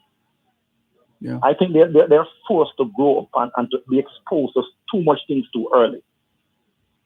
And so, with that having been said, how do you help students or those individuals you referenced a while ago? How do you reach them? What kind of program or programs would be ideal for such individuals? Well, one of the things I do now is I used to do like devotions in the school and would go in for counseling sessions where we would meet with some students who were. Sorry, I didn't realize we were this close to the break. One moment. Let's take the break, please. You're listening to Power 106 FM. The time is now 3:45. Both sides of the story. Tune in this and every Tuesday at 3:30 p.m. for Kids Connect during Both Sides of the Story with host Dervan Malcolm to join in a series of discussions on building a strong relationship with your child. We invite children to call in and voice their concerns. This broadcast is brought to you by the Child Protection and Family Services Agency, CPFSA, Every Child Deserves Protection, Margins Pharmacy, and Community Meds Pharmacy. That's a live broadcast of Kids Connect during Both Sides of the Story with host Dervan Malcolm at 3:30 p.m. this and every Tuesday, right here on Power 106 FM. Sides of the story. Both sides of the story.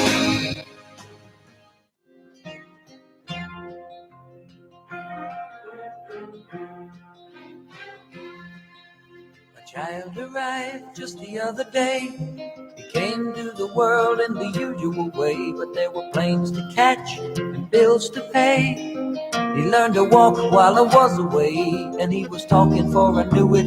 And as he grew, he'd say, I'm gonna be like you, Dad. You know I'm gonna be like you. And the cat's in the cradle and the silver spoon, little boy doing the man on the moon. When you're coming home, Dad, I don't know when, but we'll get together then. You know we'll have a good time then.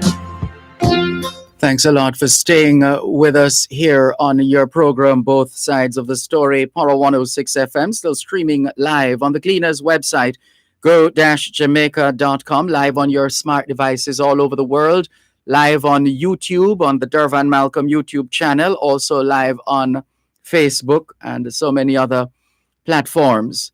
We've been featuring the work of the Love Has Hands Foundation even before the official launch, which is scheduled to take place on Sunday, the 25th of April, 2021, starting at 5 o'clock in the afternoon. And we are delighted to have with us once again Dr. Jermaine Gordon, the Executive Director of Love Has Hands Foundation. And this afternoon, he's joined by Pastor Dervan Mercurius, who is the Secretary and newly minted coordinator for the school activities of Love Has Hands Foundation. You are about to share with us how, what kind of programs or activities you would engage students in, for example, students who obviously lack the kind of socialization that will make them into world-class citizens. Pastor Mercurius? Yes, Dervan. I think one of the first things we would want to do is recognize that the approach has to be multifaceted, where we'd be relating to children in one aspect, getting them to believe, because one of the things that I realize, a lot of them don't have very high self-esteem, and they don't believe that they really loved or they're serving a real purpose. So we have to find a way to change that, get them to think a little differently. Give them a greater sense of purpose. Sense of hope. Mm-hmm. And I believe that how we grew up in a society where the community raised the children. Yes. We couldn't say certain things in front of adults when we were growing up, or somebody would catch us and give us a proper spanking, and then we'd have to go and hide from our parents because we'd get another one. That kind of died to a large extent, and so right now I think the society is just a little bit too harsh, and so we have to find a way to foster love, to get them to love and respect each other, to love and respect themselves, to love and respect teachers. And so the task can't be just to intervene in the school alone. It has to be with the school, it has to be with the parents, it has to be with the society. But the intervention has to be at different levels. It must be multifaceted. No question about that. Sophia Davis Fagan says, hi, Dr. Gordon and Pastor Mercurius. Awesome work you're doing. She says, as Jamaicans, we don't hug, kiss, and love up on our kids enough. Angela Lansford says, I believe in a system that seeks to build instead of destroy. Good work, gentlemen. Dr. Gordon, how have you been able to help some of these children, some of these students, some of these youngsters, especially at a time like this, when we aren't able to gather as we normally would for these presentations, etc. How are you bucking the trend? We would love to do more. To be honest, we'd really love to do more. The storytelling works. When I do that online, it works. So if, for example, we're dealing with a self-esteem or low self-esteem issue, we tell stories to help them, whether it is Jamaican story, an Indian story, an African story. We find relevant stories, but we tend to lean towards those stories that end with a very profound moral lesson. So right away, the child can see what you're saying without you telling them what the issue is. Mm-hmm. And it's a day like today that made me wish I was in studio, because I would share with the audience one of the stories about the tiny green frog that I normally share, but it comes with music and quite a bit of fanfare in the background. All right. So now, having said that, checking something else, because the other thing has to do with how at this stage, because I'm all kinds of things are running through my head, because I'm thinking there are so many opportunities for collaboration, yeah, and coordination right across, not just across Jamaica, but indeed the world. I'm thinking, for example, of the various alumni associations with chapters all over the world who want to do more than just present physical items to their school, as much as those are needed and appreciated, but to be able to put the weight of their associations and their resources to support a program that seeks to re-socialize students in a particular school environment seems to that is likely to impact the world, not just Jamaica, but the world in a far more sustainable way, one would think, than anything temporary. I love that, because what we do there, Van, is apart from the success tools, which are the items that we give and teach them how to use it, the journals, the coloring book, the reading material, the devotional, we weigh both of them just as equally important. So we have the success tools and we have the experience. So when Pastor Dervan go in, or myself, and we go in and we talk with them, or we have these workshops, we tell them story, or we use music therapy, we call that the experience. So we say the experience is just as important as the stuff that we go there and hand out, and vice versa. You can't really discount one over the other, really. And I love the fact that when we go in and we share with them, it makes a connection between our team members, our volunteers, and the staff there and the children that are there. There's just nothing like it. I don't know. I don't have words to explain to you what it is like seeing a school principal running in the schoolyard, seeing a teacher running in the schoolyard, or a child screaming out because the story is so riveted and it hit them hard, whether it is forgiveness, whether it is not taking greed. That's a big one, whether it is feeling. Because I remember visiting one school, and while I was there, one of our phone companies here in Jamaica was also visiting. I was a guest speaker. And the phone company had come to the school because they heard a story about a little girl who found a phone at the water pipe. And she returned the phone. And they were quite impressed with her behavior. And they came the day to hand her a cell phone for herself. And while they were handing her the cell phone, they talk about another school where a little boy stole someone's phone, took it home.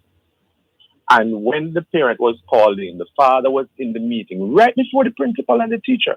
When the father got angry and said, "Where's the phone that you stole? Show me the phone."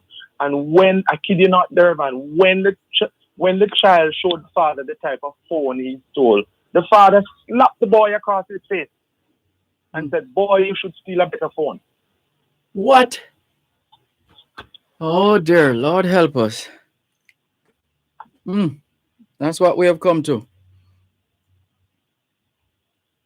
So while we have this taking place, there is the opposite of it happening at the same time, and it's coming at them fast and furious. Yeah. And just before we come back to you, Dr. Gordon, Pastor Mercurius, Peter Tosh has a song that says, "You can't blame the youth." Do you agree that whatever our children become and however they behave, and this is based on your experience now, that it is necessarily a function of the environment in which they are being socialized? Yes, it is, Dervan. Incidentally, one of my other area of training is I'm a career counselor. I taught in a particular high school for a couple of years. And then I decided that it would serve the students better for me to travel across the island rather than to stay in one particular school. So it's important that you see, a lot of the homes, we have single parents where mothers alone are there. You see, family environment creates a better setting. And children who live in these environments, it is easy for them to move to something better as they grow. So there's more balance. Yeah. Well, how do you explain those who grew up in those settings and single parent households. I grew up in a single parent household. And have turned out as well as you have then, for example. What is the difference there as opposed to those who go in the opposite direction? There's a course that we did when I was in college, and in one particular section of the course, I think it's sociology, it's called the drive of culture. And it says that 8 out of every 10 persons is going to get caught in the popular culture. 2 or less, or 20% or less, will escape. And if you look at what is happening, it doesn't mean that because you grew up in a single parent home, you can't come to anything. But the odds is already against you. So where there is stability, it creates a better opportunity for you to move forward and to do much better. So stability and structure is important. And that is what a lot of our kids in Jamaica lack. Mm-hmm. Yeah, well put. Dr. Gordon, are any of these sessions on your schedule? What's on the Love Has Hands Foundation schedule of activities between now and the 25th of April? We will continue our parent empowerment on Thursdays. I'm sorry, I'm not sure. Is it your line? Can you hear me now? Crackling. All right, let's see if we can find. One moment, please. Let's see if we can fine tune. Let's see if we can fine tune this line. So, who do you have there? Is that? Hello? Right there, you have the line now. Take it. Yes. So we can you hear me now? Yes. Go ahead. Okay. Great. So we continue our parent empowerment session on Thursday, second and fourth Thursday. But what we also we're actually designing right now the one-page comic to address various issues, including the girls who sent us asking us if we can write some stories, some comic stories about their particular situation down in Trelawney. What is that? They say that the young girls are getting involved with the older men for money. Tell us some more after the break, please. Long since retired, my son's moved away. I called him up just the other day. I said I'd like to see you. At Wellington Dental, they offer cleaning, filling, whitening, and other services for the entire family. The time by Wellington Dental is 4 o'clock. Like you. And the cats in the cradle and the silver spoon. Little boy blue and the man on the moon. ¿Qué hora es en español? Son las 4. Quelle heure est-il en français? Les 4 heures. 现在几点了？4点. 4 o'clock in the afternoon here at Broadcast House, 32 Lyndhurst Road, Kingston 5, St. Andrew, Jamaica. Have you had a checkup lately? If not, now is a good time. Let's not wait till we get sick to get a checkup. How about that? Checking in with more on your program. Both sides of the story here on Power 106 FM. Joining us, well, we've been discussing issues pertinent to our family or social settings and related matters as we continue the build-up to the Love Has Hands Foundation launch at 5 o'clock Sunday, the 25th of April, 2021. The executive director of the Love Has Hands Foundation is Dr. Jermaine Gordon, who is an ordained minister of the gospel, international gospel artist, innovator, inspirational author, worship leader, composer, musician, and motivational speaker. With him this afternoon is Pastor Dervan Mercurius, who is in fact a career counselor. He's also secretary and the new coordinator for school activities of the Love Has Hands Foundation. What we like about what you started telling us going to the break, Dr. Gordon, is the fact that you are not into the business of one size fits all.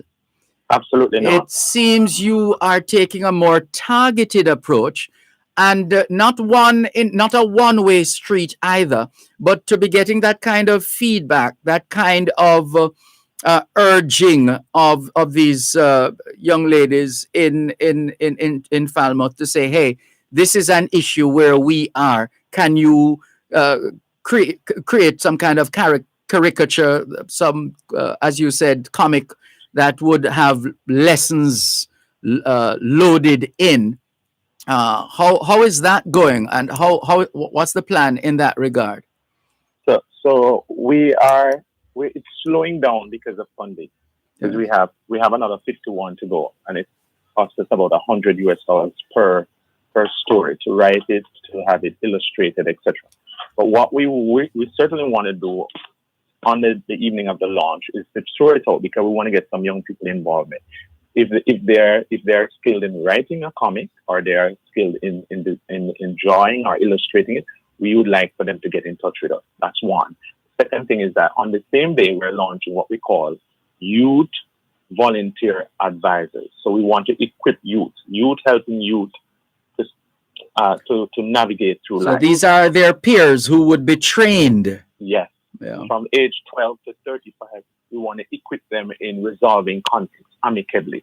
We want to equip them in goal setting and some of the stuff that we focus on, so they can also help their peers, because that also covers the aspect of reaching the peers. Because one of the questions we do lead them to ask, Dervan, is whose head is using your body? Oh, wow, I like that. And then whose head is using your body? Right. And then we'll lead them to asking that question and then also answer it, because that person's voice is important. That person's voice sometimes will even be more valued than the parents. True. And be even more valued than the teacher. And so it's important that we look at it from that perspective as well. And then there's a third thing we want to introduce on the launch for our young people as well. We're going to have our T-shirt, annual designing of our T-shirt, carrying a very potent message for the nation. And every year we will make that winning T-shirt. So, for example, whoever wins this year, that will become the T-shirt that we promote next year. Mm-hmm. It sounds like a lot of work, though. Every time I talk with you, Dr. Gordon, I'm thinking, how do you do all of this? And it's not like you have access to the vault at Bank of Jamaica. And so I'm going to come back to you in a moment for you to share with our listeners and potential donors, contributors, supporters of the work that the kind of work that you have been doing, whether there are packages, programs, initiatives that they could buy into or otherwise support, and what other resources could they bring to the table, and then the subject of volunteers as well. But I'm going to come back to you on that score in a moment.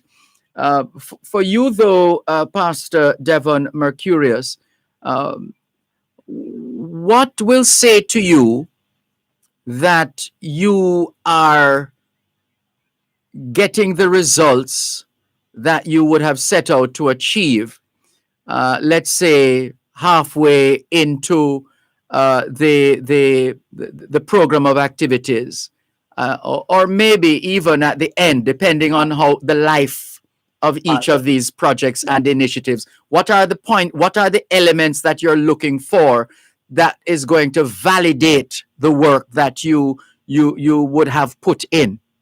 All right. Since we love to tell story, let me use a story from one of my previous engagements. While I was teaching at a Particle High School, there was a student in the class who was kind of bright in terms of how we see students. Some are a little more articulate than others at a certain time. Understood. He was one of the bright ones in the class at the time. Yes. But he seemed to be very troubled. So I said to him, are you okay, my friend? And he said no. And he held down his head and he started crying. I didn't want the class to see that he was crying. So what I did, I put some stuff on the board for them to do and step away from the class, took him outside, and we went away from the classroom because I didn't want them to hear what he was saying. The young man said to me, sir, My mother died when I was very young. All my uncles are gunmen. Oh dear.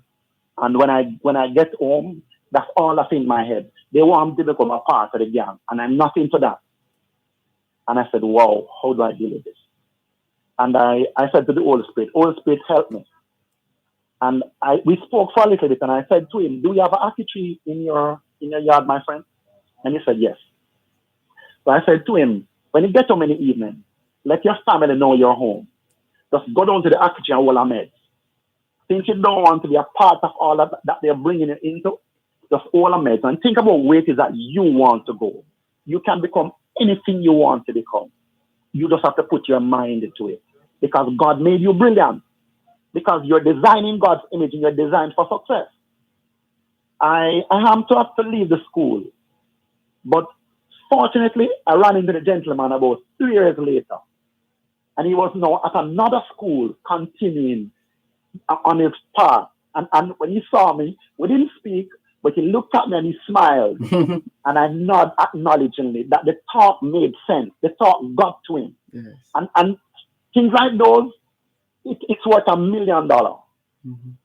Because when you see persons that you speak it or it impact their life and they've changed, there's no amount of money that could pay for that kind of satisfaction. Yes. Understood.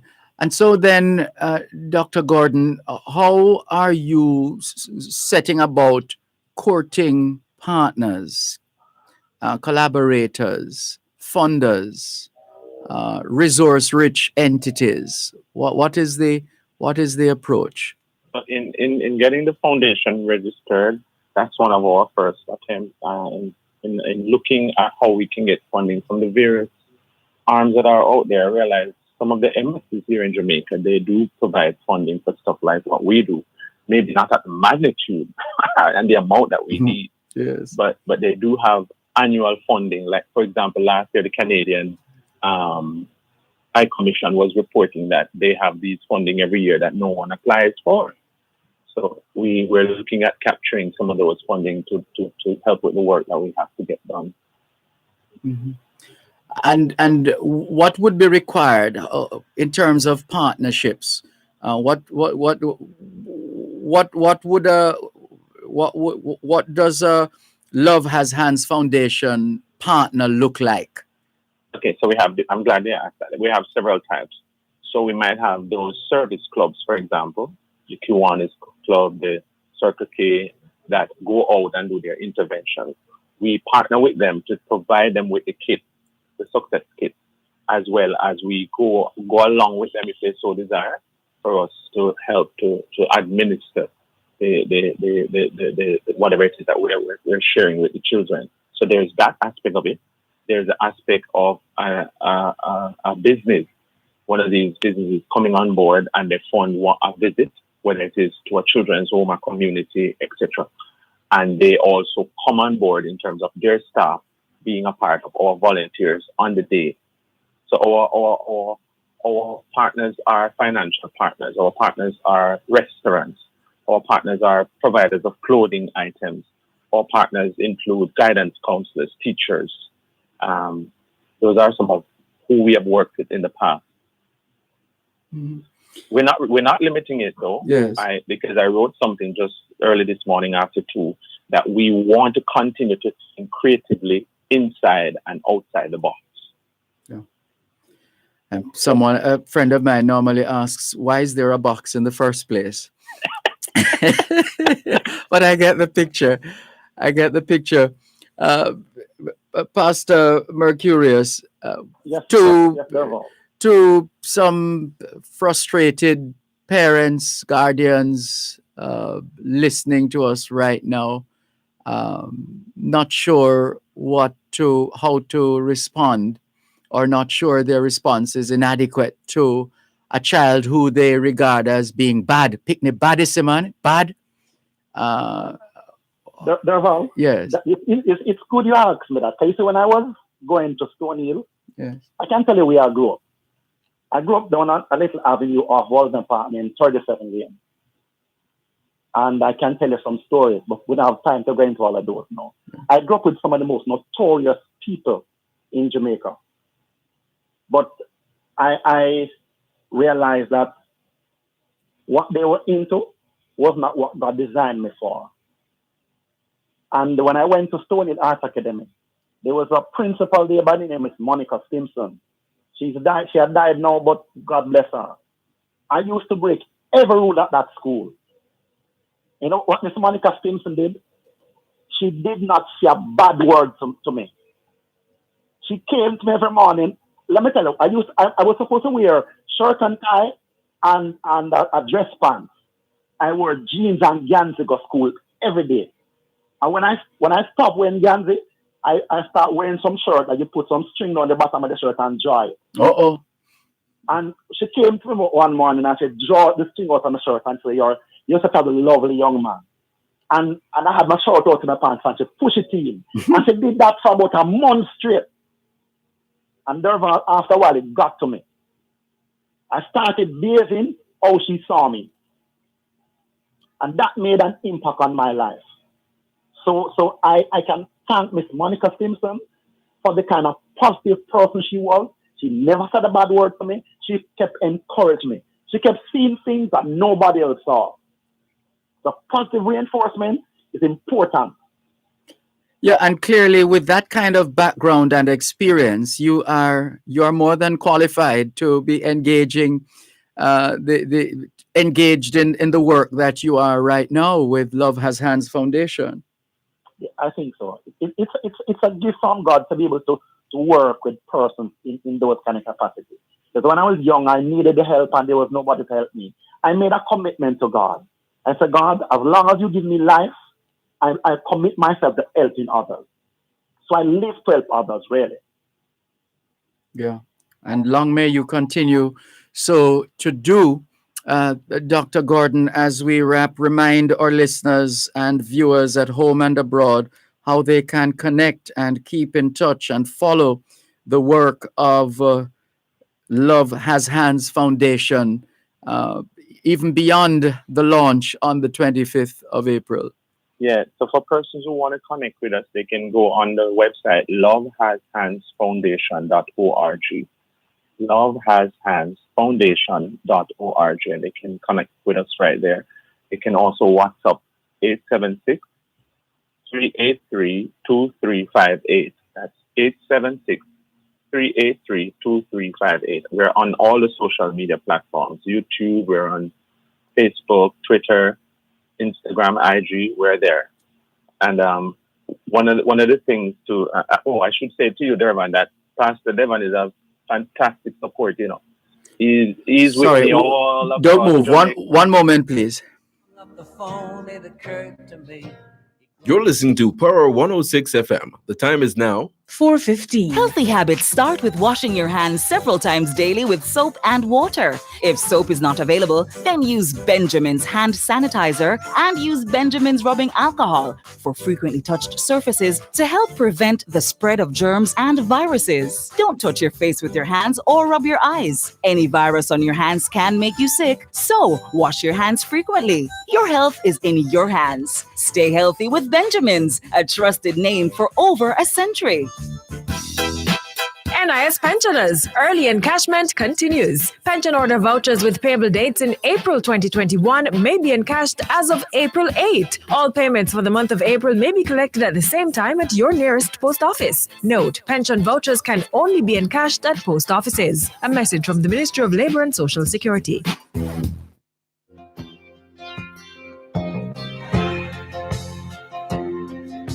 My son turned 10 just the other day. He said, thanks for the ball, Dad, come on, let's play. Can you teach me to throw? I said, not today, I got a lot to do. He said, that's okay. And then... Que ahora es en español, son las 4:16. Quelle heure-t-il en français? Les 4:16. 现在几点了？10点16分. 16 minutes past 4 o'clock in the afternoon. Here at Broadcast House, 32 Lyndhurst Road, Kingston 5, St. Andrew, Jamaica. Have you done your homework yet? If not, now is a good time. Good afternoon to all the schoolers listening to us, all the students from the early childhood level to the secondary level, Trust you had a productive day of learning today. Hope you also managed to get in some physical activity, just as important as mental activity. As we always say, young people, socialization makes you educable, education makes you trainable, training makes you employable, and the right attitude makes you successful. Homework time, young people. Just about getting ready to wrap this week's feature on the work of the Love Has Hands Foundation, led by Dr. Jermaine Gordon. Some feedback coming in. Let's see. Bolton's Art. That's our good friend, one of our regular listeners, Delroy in Palm Bay, Florida, says, "Good afternoon, Dervan. I checked out Love Has Hands Foundation, and I'm very impressed with the work and want to support." That's encouraging news. Rose McIntosh says, "Wow, what a positive story. I enjoy these stories that will help to empower others." Right. So you were saying just before the break, Dr. Gordon, with respect to the synergy that you enjoy working with Pastor Dervan Mercurius. Yes, he's so passionate, and I guess you can hear it in the way he speaks. Yes. And he's a tremendous supporter, traveling all across Jamaica. And, without a salary, without any form of, award or reward. Yes. It is just one of those things that I'm so grateful for when God sends these people your way that really give their heart. Because to be honest, that's one of the issues we're also having, where you pay people to get the job done and you still can't get it done.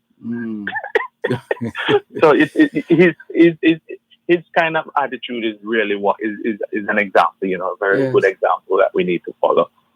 And we join you in congratulating Pastor Mercurius on his work with the Love Has Hands Foundation. I couldn't help but notice Bolton's Art, our good friend Delroy in Palm Bay, Florida, saying that he wants to support, for those who want to support, whether in terms of offering their time, talent, or resources, what options are open to them? So they can WhatsApp us at 876-383-2358, and then we can have a discussion in terms of what's best for you, especially since you're not here in Jamaica physically, and then you don't have to be, because our support comes from right across the diaspora. Very good.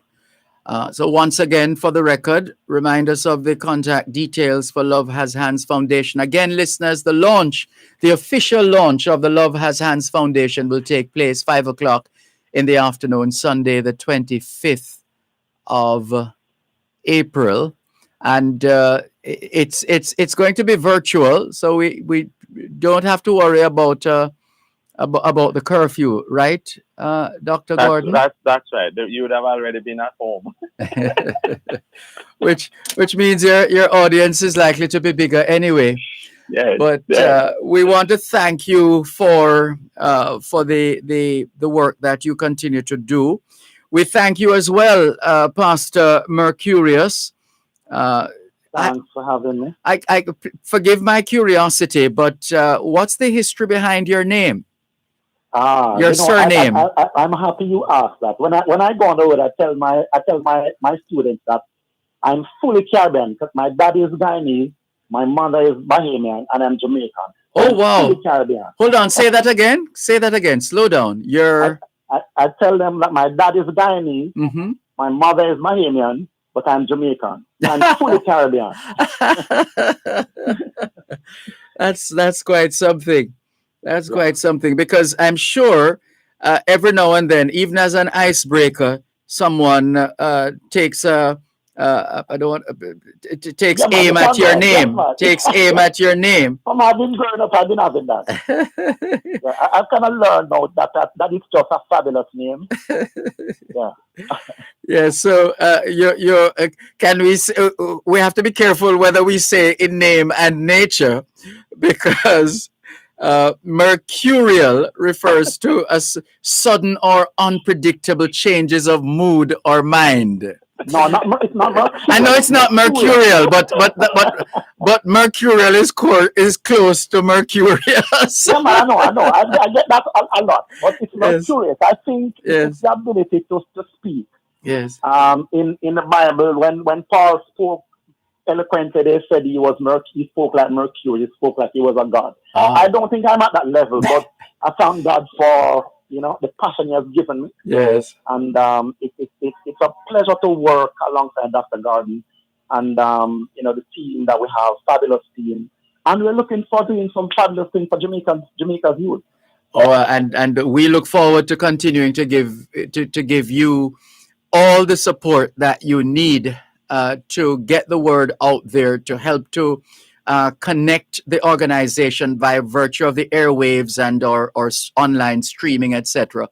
To direct their attention to the work, the needs, the plans of the organization. You can count on us in that regard. In the meantime, though, it's been a pleasure. Thank you both so much. And Dr. Gordon, we look forward to next week. Thank you so much as well, Dervan and the 4106 family. It's a pleasure. Take care.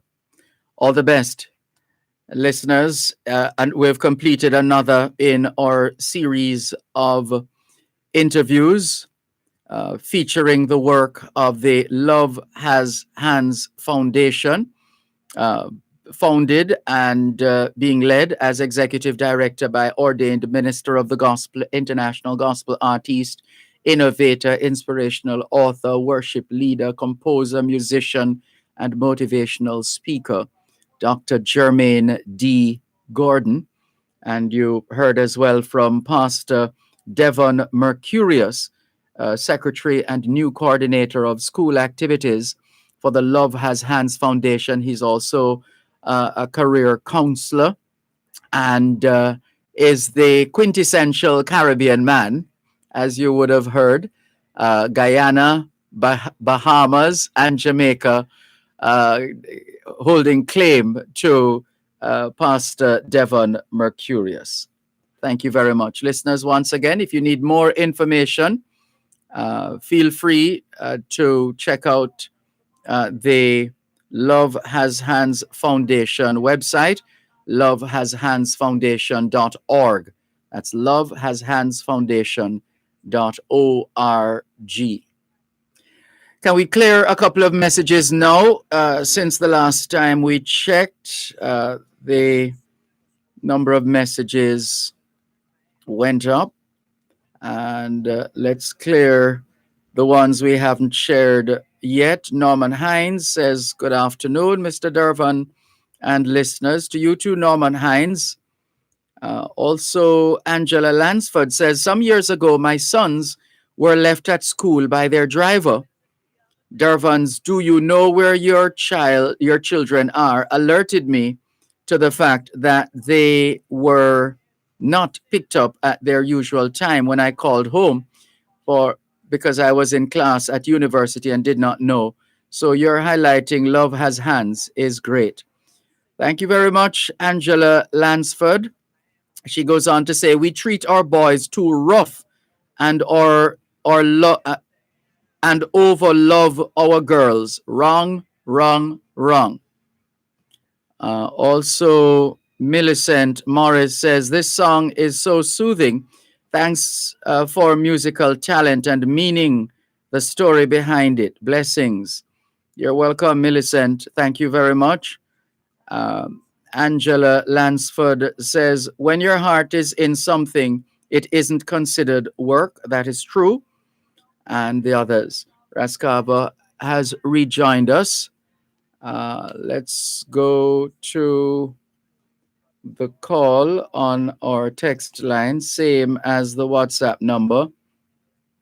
Raskava? Yes, sir. Did you say that the vaccine creates the virus that can build antibodies to fight against the said virus itself? That's what I should get. No, I didn't say that. I read. I didn't say that. I read I read from Forbes.com their story on this subject. That's what I was reading from. That's what I should get from what you read? I don't know what you're going to get from it or what you're going to take from it. I can only share with you the information that we have from Forbes.com. What I just asked you a while ago, was that what you read? I will have to find it to see what you're talking about. Having read it, I don't store everything off the top of my head to be able to.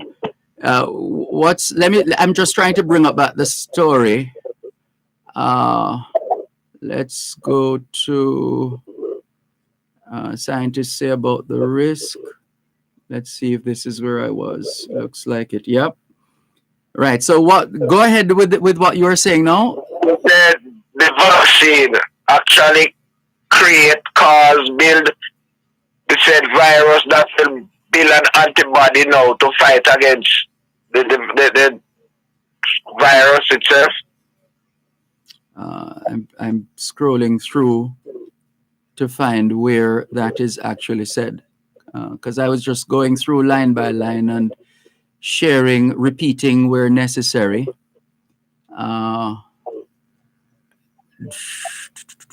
Patients that are getting, no, that's not it. Because it was mostly about the clots, the blood clots. Both vaccines deliver, or let me see, no, this is, both vaccines work in similar fashion. Okay, both vaccines work in a similar fashion. They deliver genetic material to cells that instruct them to create a portion of the coronavirus called the spike protein, which stimulates the immune system to produce COVID-19 antibodies. I don't know if that's as close as I can come to what you were saying. Yeah, that was what I was questioning. Yeah. I've heard some people say that the vaccine create the virus inside of you when you took it. So probably that's where they read their information from too. But yeah, well, it's all subject to interpretation, but it is what it is. That's as much as we can say right now. We have to go to another break, and then we have an interview coming up. Give thanks again. Clear it up. Good. Thank you very much. Take care. He'd grown up just like me. My boy was just like me. You're listening to Power 106 FM. The time is now 4:30. Hey, you see these days, it's good to get straight to the point. Quick and easy. That's why Western Union gives you another way to receive money straight to your bank account with Western Union's direct-to-bank money transfer. Visit a Western Union agent location and sign up now and tell your family and friends to send your next Western Union money transfer directly to your bank account in Jamaica. It's easy. Visit a Western Union location or call our call center at 876-926-2454. Sign up today to receive a money transfer directly to your bank account with ease. With Western Union, moving money for better. Become the hero on the scene by taking the COVID vaccine. Get vaccinated as soon as you get all the facts. Don't listen to the rumors. This vaccine might just make it possible for teachers to sit face to face with schoolers. This vaccine make it safer for everybody, from the young to the elderly. Don't you want to go back to living normally when things were more orderly? And if you want to live a long good life, then we all have to do what's right. So let's get vaccinated along with the heroes on the front line. A message from the Ministry of Health and Wellness. Diaspora check-in during both sides of the story is brought to you by GK Western Union. Receive money directly into your bank account today. A child arrived just the other day. He came to the world in the usual way, but there were planes to catch and bills to pay. He learned to walk while I was away, and he was talking for I knew it. And as he grew, he'd say, I'm gonna be like you, Dad. You know I'm gonna be like you. And the cats in the cradle and the silver spoon, little boy blue and the man on the moon. When you're coming home, Dad, I don't know when, but we'll get together then. You know we'll have a good time then.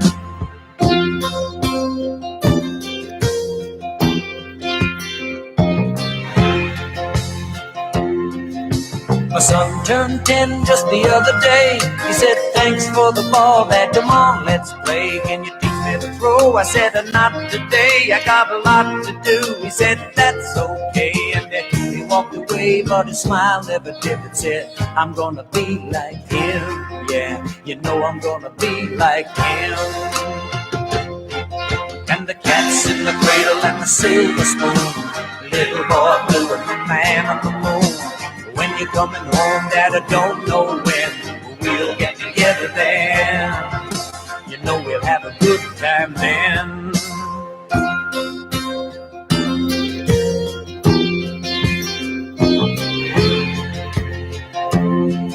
Well, he came from college just the other day. So much like a man, I just had to say, son, I'm proud of you. Can you sit for a while? He shook his head and he said with a smile, what I'd really like, Dad, is to borrow the car keys. See you later, can I have them, please? And the cat's in the cradle and the silver spoon, little boy blue and the man on the moon. When you're coming home, son, I don't know when, but we'll get together then, Dad. You know we'll have a good time then.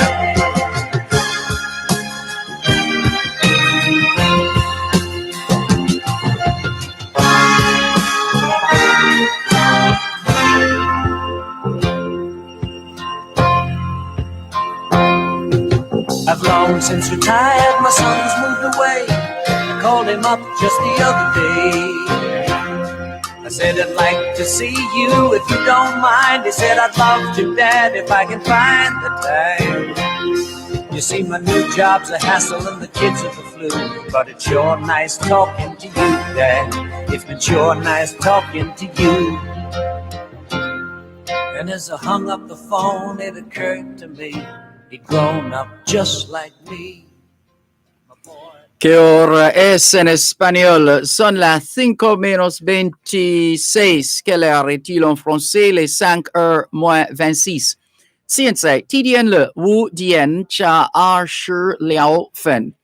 26 minutes to 5 o'clock in the afternoon here at Broadcast House 32 Lyndhurst Road, Kingston 5, St. Andrew, Jamaica.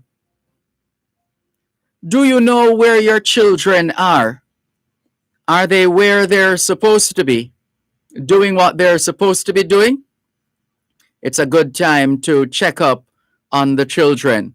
A good time for us to check in on this week's edition of Diaspora Check-In here on both sides of the story, Power 106 FM. And joining us right now, we have diaspora engagement expert, who is also the chairman of the Jamaica Diaspora Task Force Action Network, and an educator in his own right, among other things, a businessman, a broadcaster. Shall we go on? Leo Gilling, good afternoon. Good afternoon, Dervan. It's good to hear you, man. It's good to hear you, and thank you for that introduction. A pleasure to have you on board. Thank you so much for joining us. Also joining us is Ms. Monique Price, representing the Early Childhood Commission. Hello, Monique Price. How are you? Good afternoon, Mr. Malcolm. I'm doing well. I hope you are too. Yes, indeed. Giving thanks for life. Thank you so much for joining us. You're welcome. Great. Leo Gilling, we gather that the Jamaica Diaspora Task Force Action Network is partnering with the Early Childhood Commission to host a very important event, and we're anxious and excited to hear more. First of all, is this your first initiative with the Early Childhood Commission? Directly, yes. It's the first. But back in 2014, when we started this journey with the Jamaica Diaspora Education Task Force, we had another set of individuals on board who attended an event that we had over in St. Catherine, Portmore, and then we had another lady by the name of Dr. Reed who visited with us in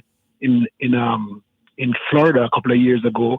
So we've always had good connections but this is the first time that we're actually doing an initiative directly with the ECC. And let me tell you something, Dervan. We, the JD10, we are committed. We support the work of the ECC, because at this level, Dervan, it's where all the foundation is set for the future. We are having a lot of issues right now with going back to school, teaching students getting 100% attendance. We have a lot of problems there. But if we think about it, our future really starts at the basic school, the infant schools, grade 1, grade 2, grade 3. That's where the impact we must spend the time developing those basic skills, those basic motor skills, those basic arithmetic and all of those little skills, so that we build the right attitude and the right aptitude for education later on. So I am committed to this.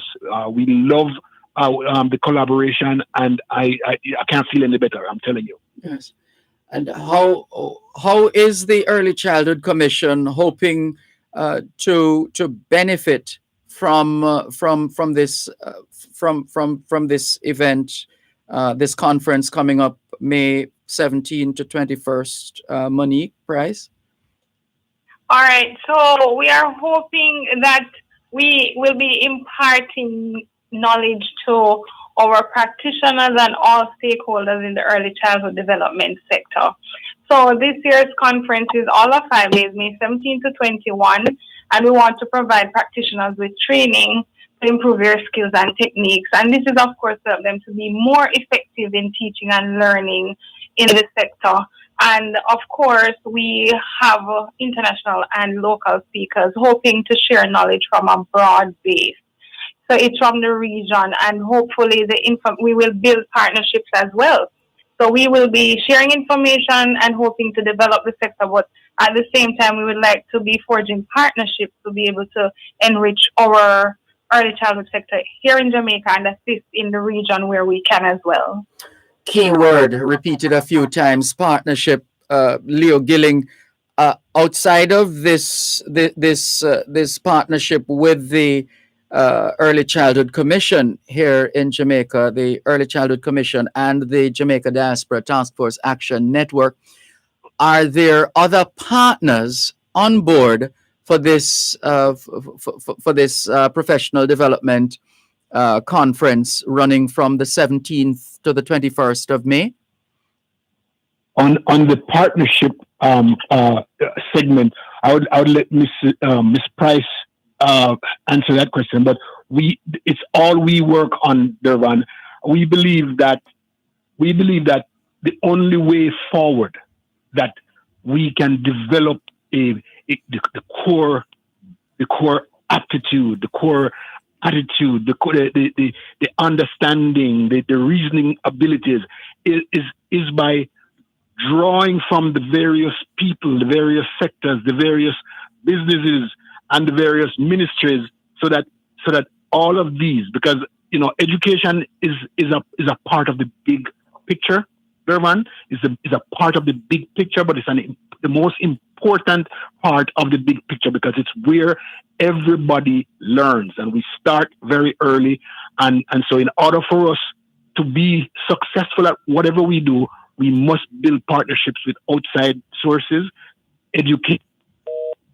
Oh, no. Sorry, we lost Mr. Gilling there. We will try to reconnect in just a moment. In the meantime, though, Monique Price, you could give us an idea, please, of some of the partners on the ground here in Jamaica who are already on board and marking themselves present for the 17th to the 21st of May. Okay, so far we have, aside from the task force, we have the Culture, Health, Arts, Sports and Education Chase Fund, who is partnering with us. They had actually committed from 2020 when we cancelled the PDI that was slated for that year. We did our first PDI 2019, and so Chase is back on board with us. and we still have written to partners, we have written to prospective partners, and hopefully persons will still join with us. We are this year awarding our partners who have been working with us over the years, and we will be awarding a little over 40 companies who have assisted, and they've assisted with the development of teachers, schooling for teachers, could be furniture for schools, could be school buildings. So we'll be awarding them this year actually for their work in the early childhood sector. So we're hoping more partners will come on board. And we hope so too. I heard you exclaiming in the background there, Leo Gilling. I love to hear 40 partners. That is the only way we can develop ourselves and our systems that they run. Partnership is the biggest thing, and I can assure you, JD Tan, over the past few years, I've developed over 100 partners in everything that we do. I mean, colleges, universities, businesses, agencies, and so it's the only, because when you build partnership, you're ground swelling in areas that you don't even know that's available, and you run into them, and it feels good that you have developed something new. So yes, I love to hear 40 partnership and more. Yeah, and the other thing is getting together putting the program together. Where are you in that regard? Is the program ready, or are you still fine tuning? And what does that look like?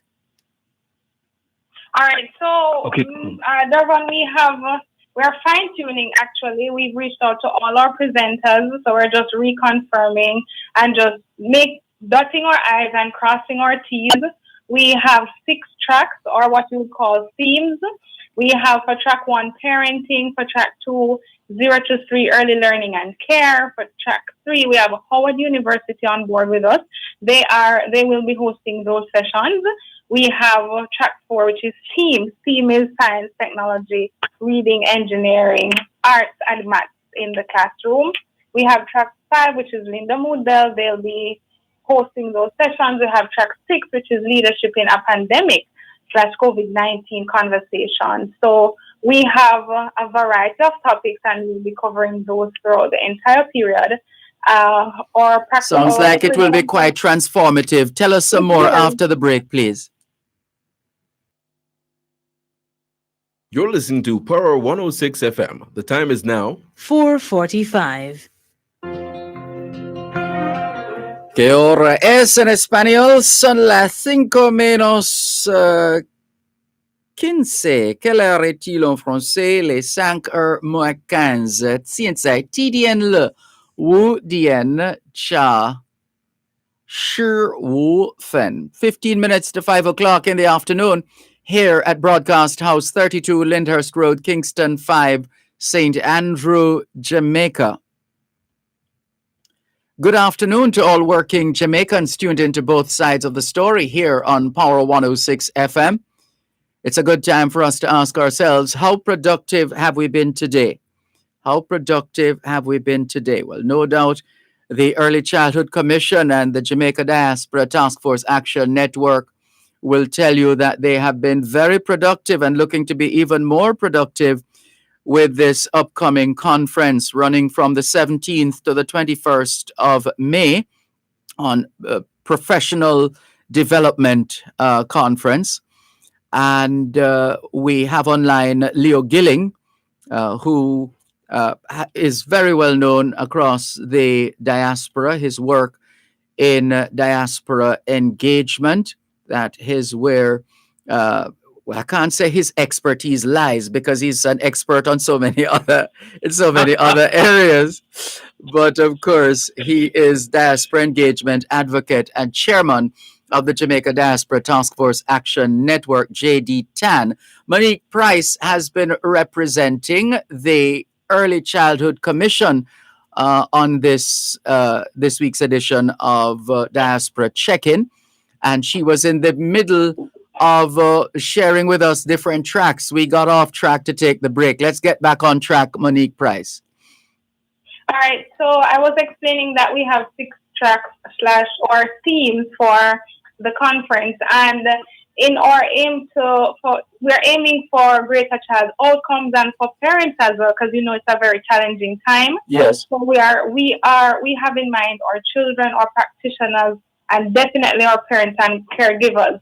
So among some, I just mentioned a few of the topics that we will have throughout the period. We will have creating a responsive early learning and care environment. We'll have process quality interactions. We look at how children learn about numbers. We will have a very interactive session, which is called Millie's Movers. So there will be a 15-minute break each day at different intervals where we invite our audience, even though you're in virtual land, to join us in moving for just 15 minutes and getting active. Howard University, as I said before, will be hosting several workshops throughout the period.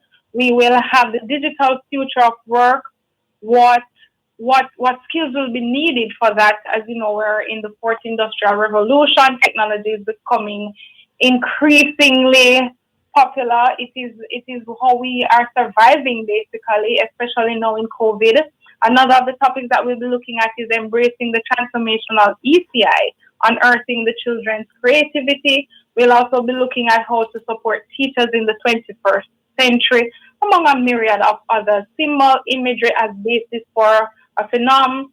We have numeral and concept imagery as the basis for math. We have articulatory feedback as a basis for sound production, and we have several sessions where we'll be hosting online. We'll be explaining the topics to our prospective participants.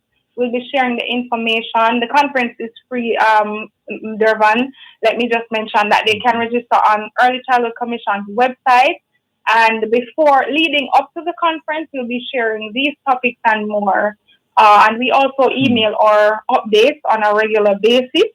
So we'll definitely be sharing as much as they need to know, and they can always feel free to join. Could I ask you to repeat the registration details in a moment? It's the 17th to the 21st of May. During what period of time? What are the hours likely to be? Okay, so we begin at 9, and the sessions are for 1 hour. We break for lunch, and we end at 4:45. And Leo Gilling, to what extent is the Jamaica Diaspora Task Force Action Network helping to resource the presentation party, so to speak, with respect to presenters? Monique was being a little bit modest there.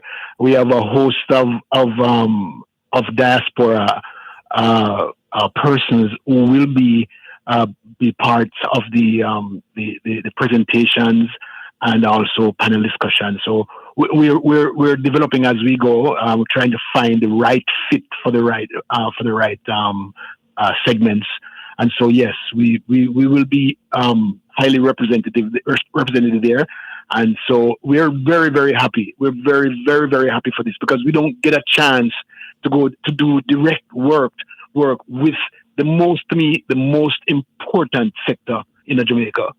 It's the early childhood sector, and so this is very, very uplifting for me. So we're still looking for other ways in which we have a month to go or so. We're still looking for other ways in which we can fortify this and make sure that whatever resources that we have out here that we can share. And who is invited, Monique? It's surely is not for all comers. All right, so we have early childhood practitioners.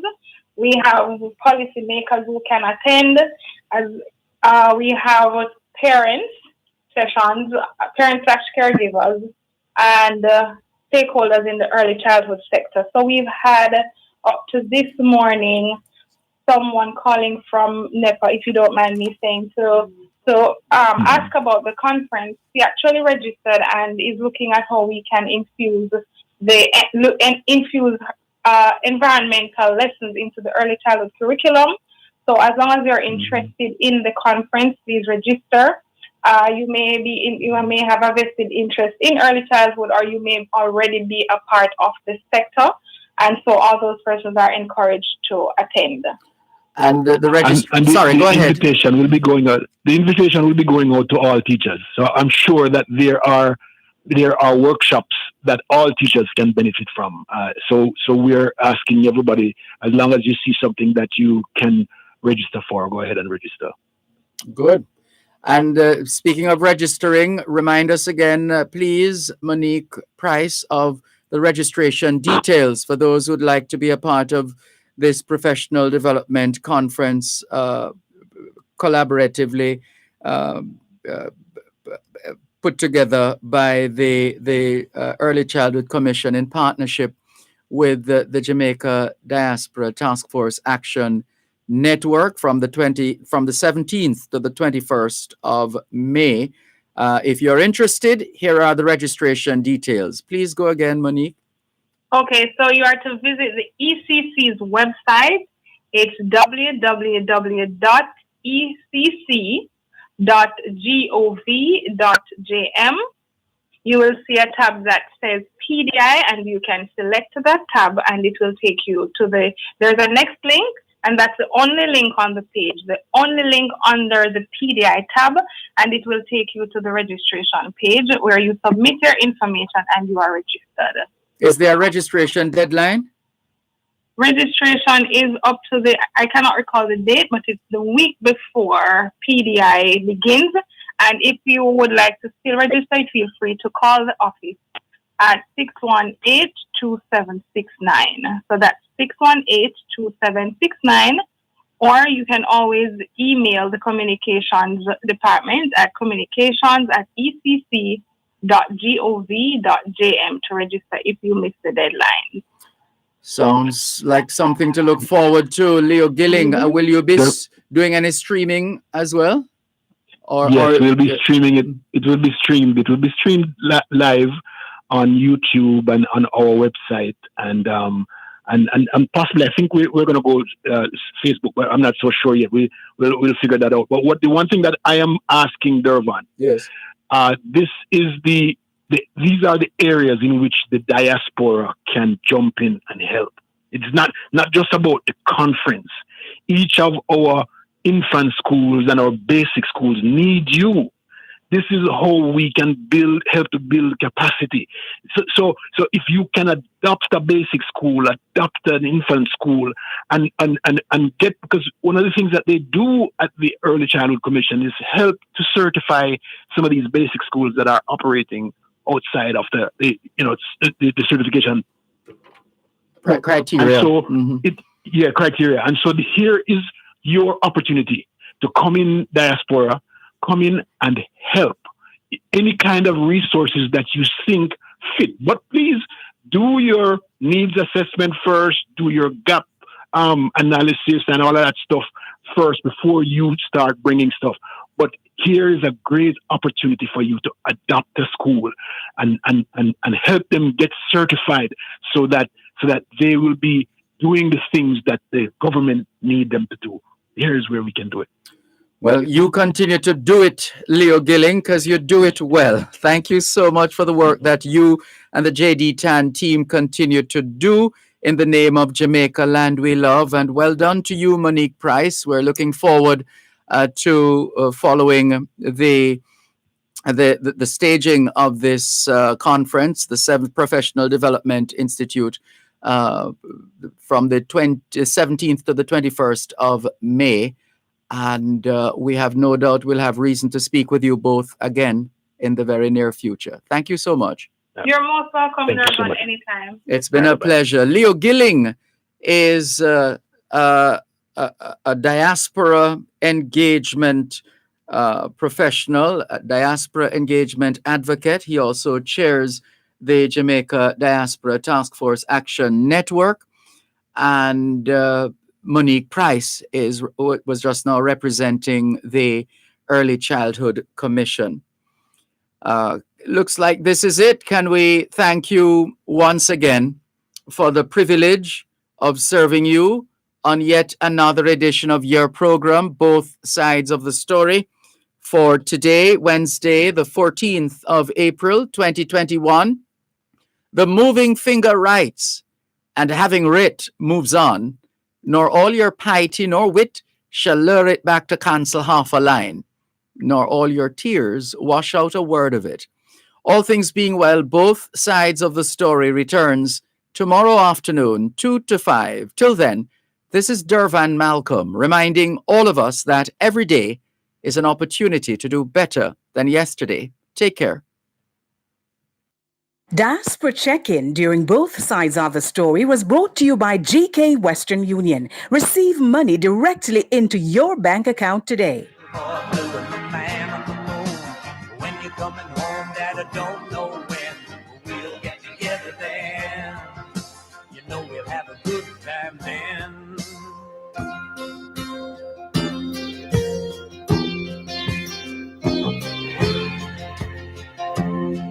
Well, it came from college just the other day. So much like a man, I just had to say, son, I'm proud of you. Can you sit for a while? He shook his head and he said with a smile, what I'd really like, Dad, is to borrow the car keys. See you later, can I have them, please? And the cat's in the cradle and the silver spoon, little boy blue and the man on the moon. When you're coming home, son, I don't know when, but we'll get together then, Dad. You know we'll have a good time then.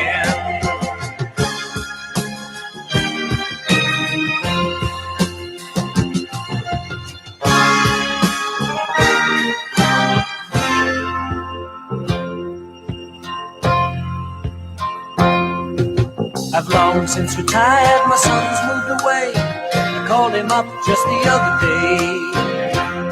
I said, I'd like to see you if you don't mind. He said, I'd love to, Dad, if I can find the time. You see, my new job's a hassle and the kids are the flu.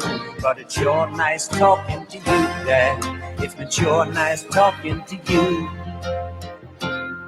And as I hung up the phone, it occurred to me, he'd grown up just like me. My boy was just like me. And the cat's in the cradle and the silver spoon, little boy blue and the man on the moon. When you're coming home, son, I don't know when, but we'll get together then, Dad. We're gonna have a good time there.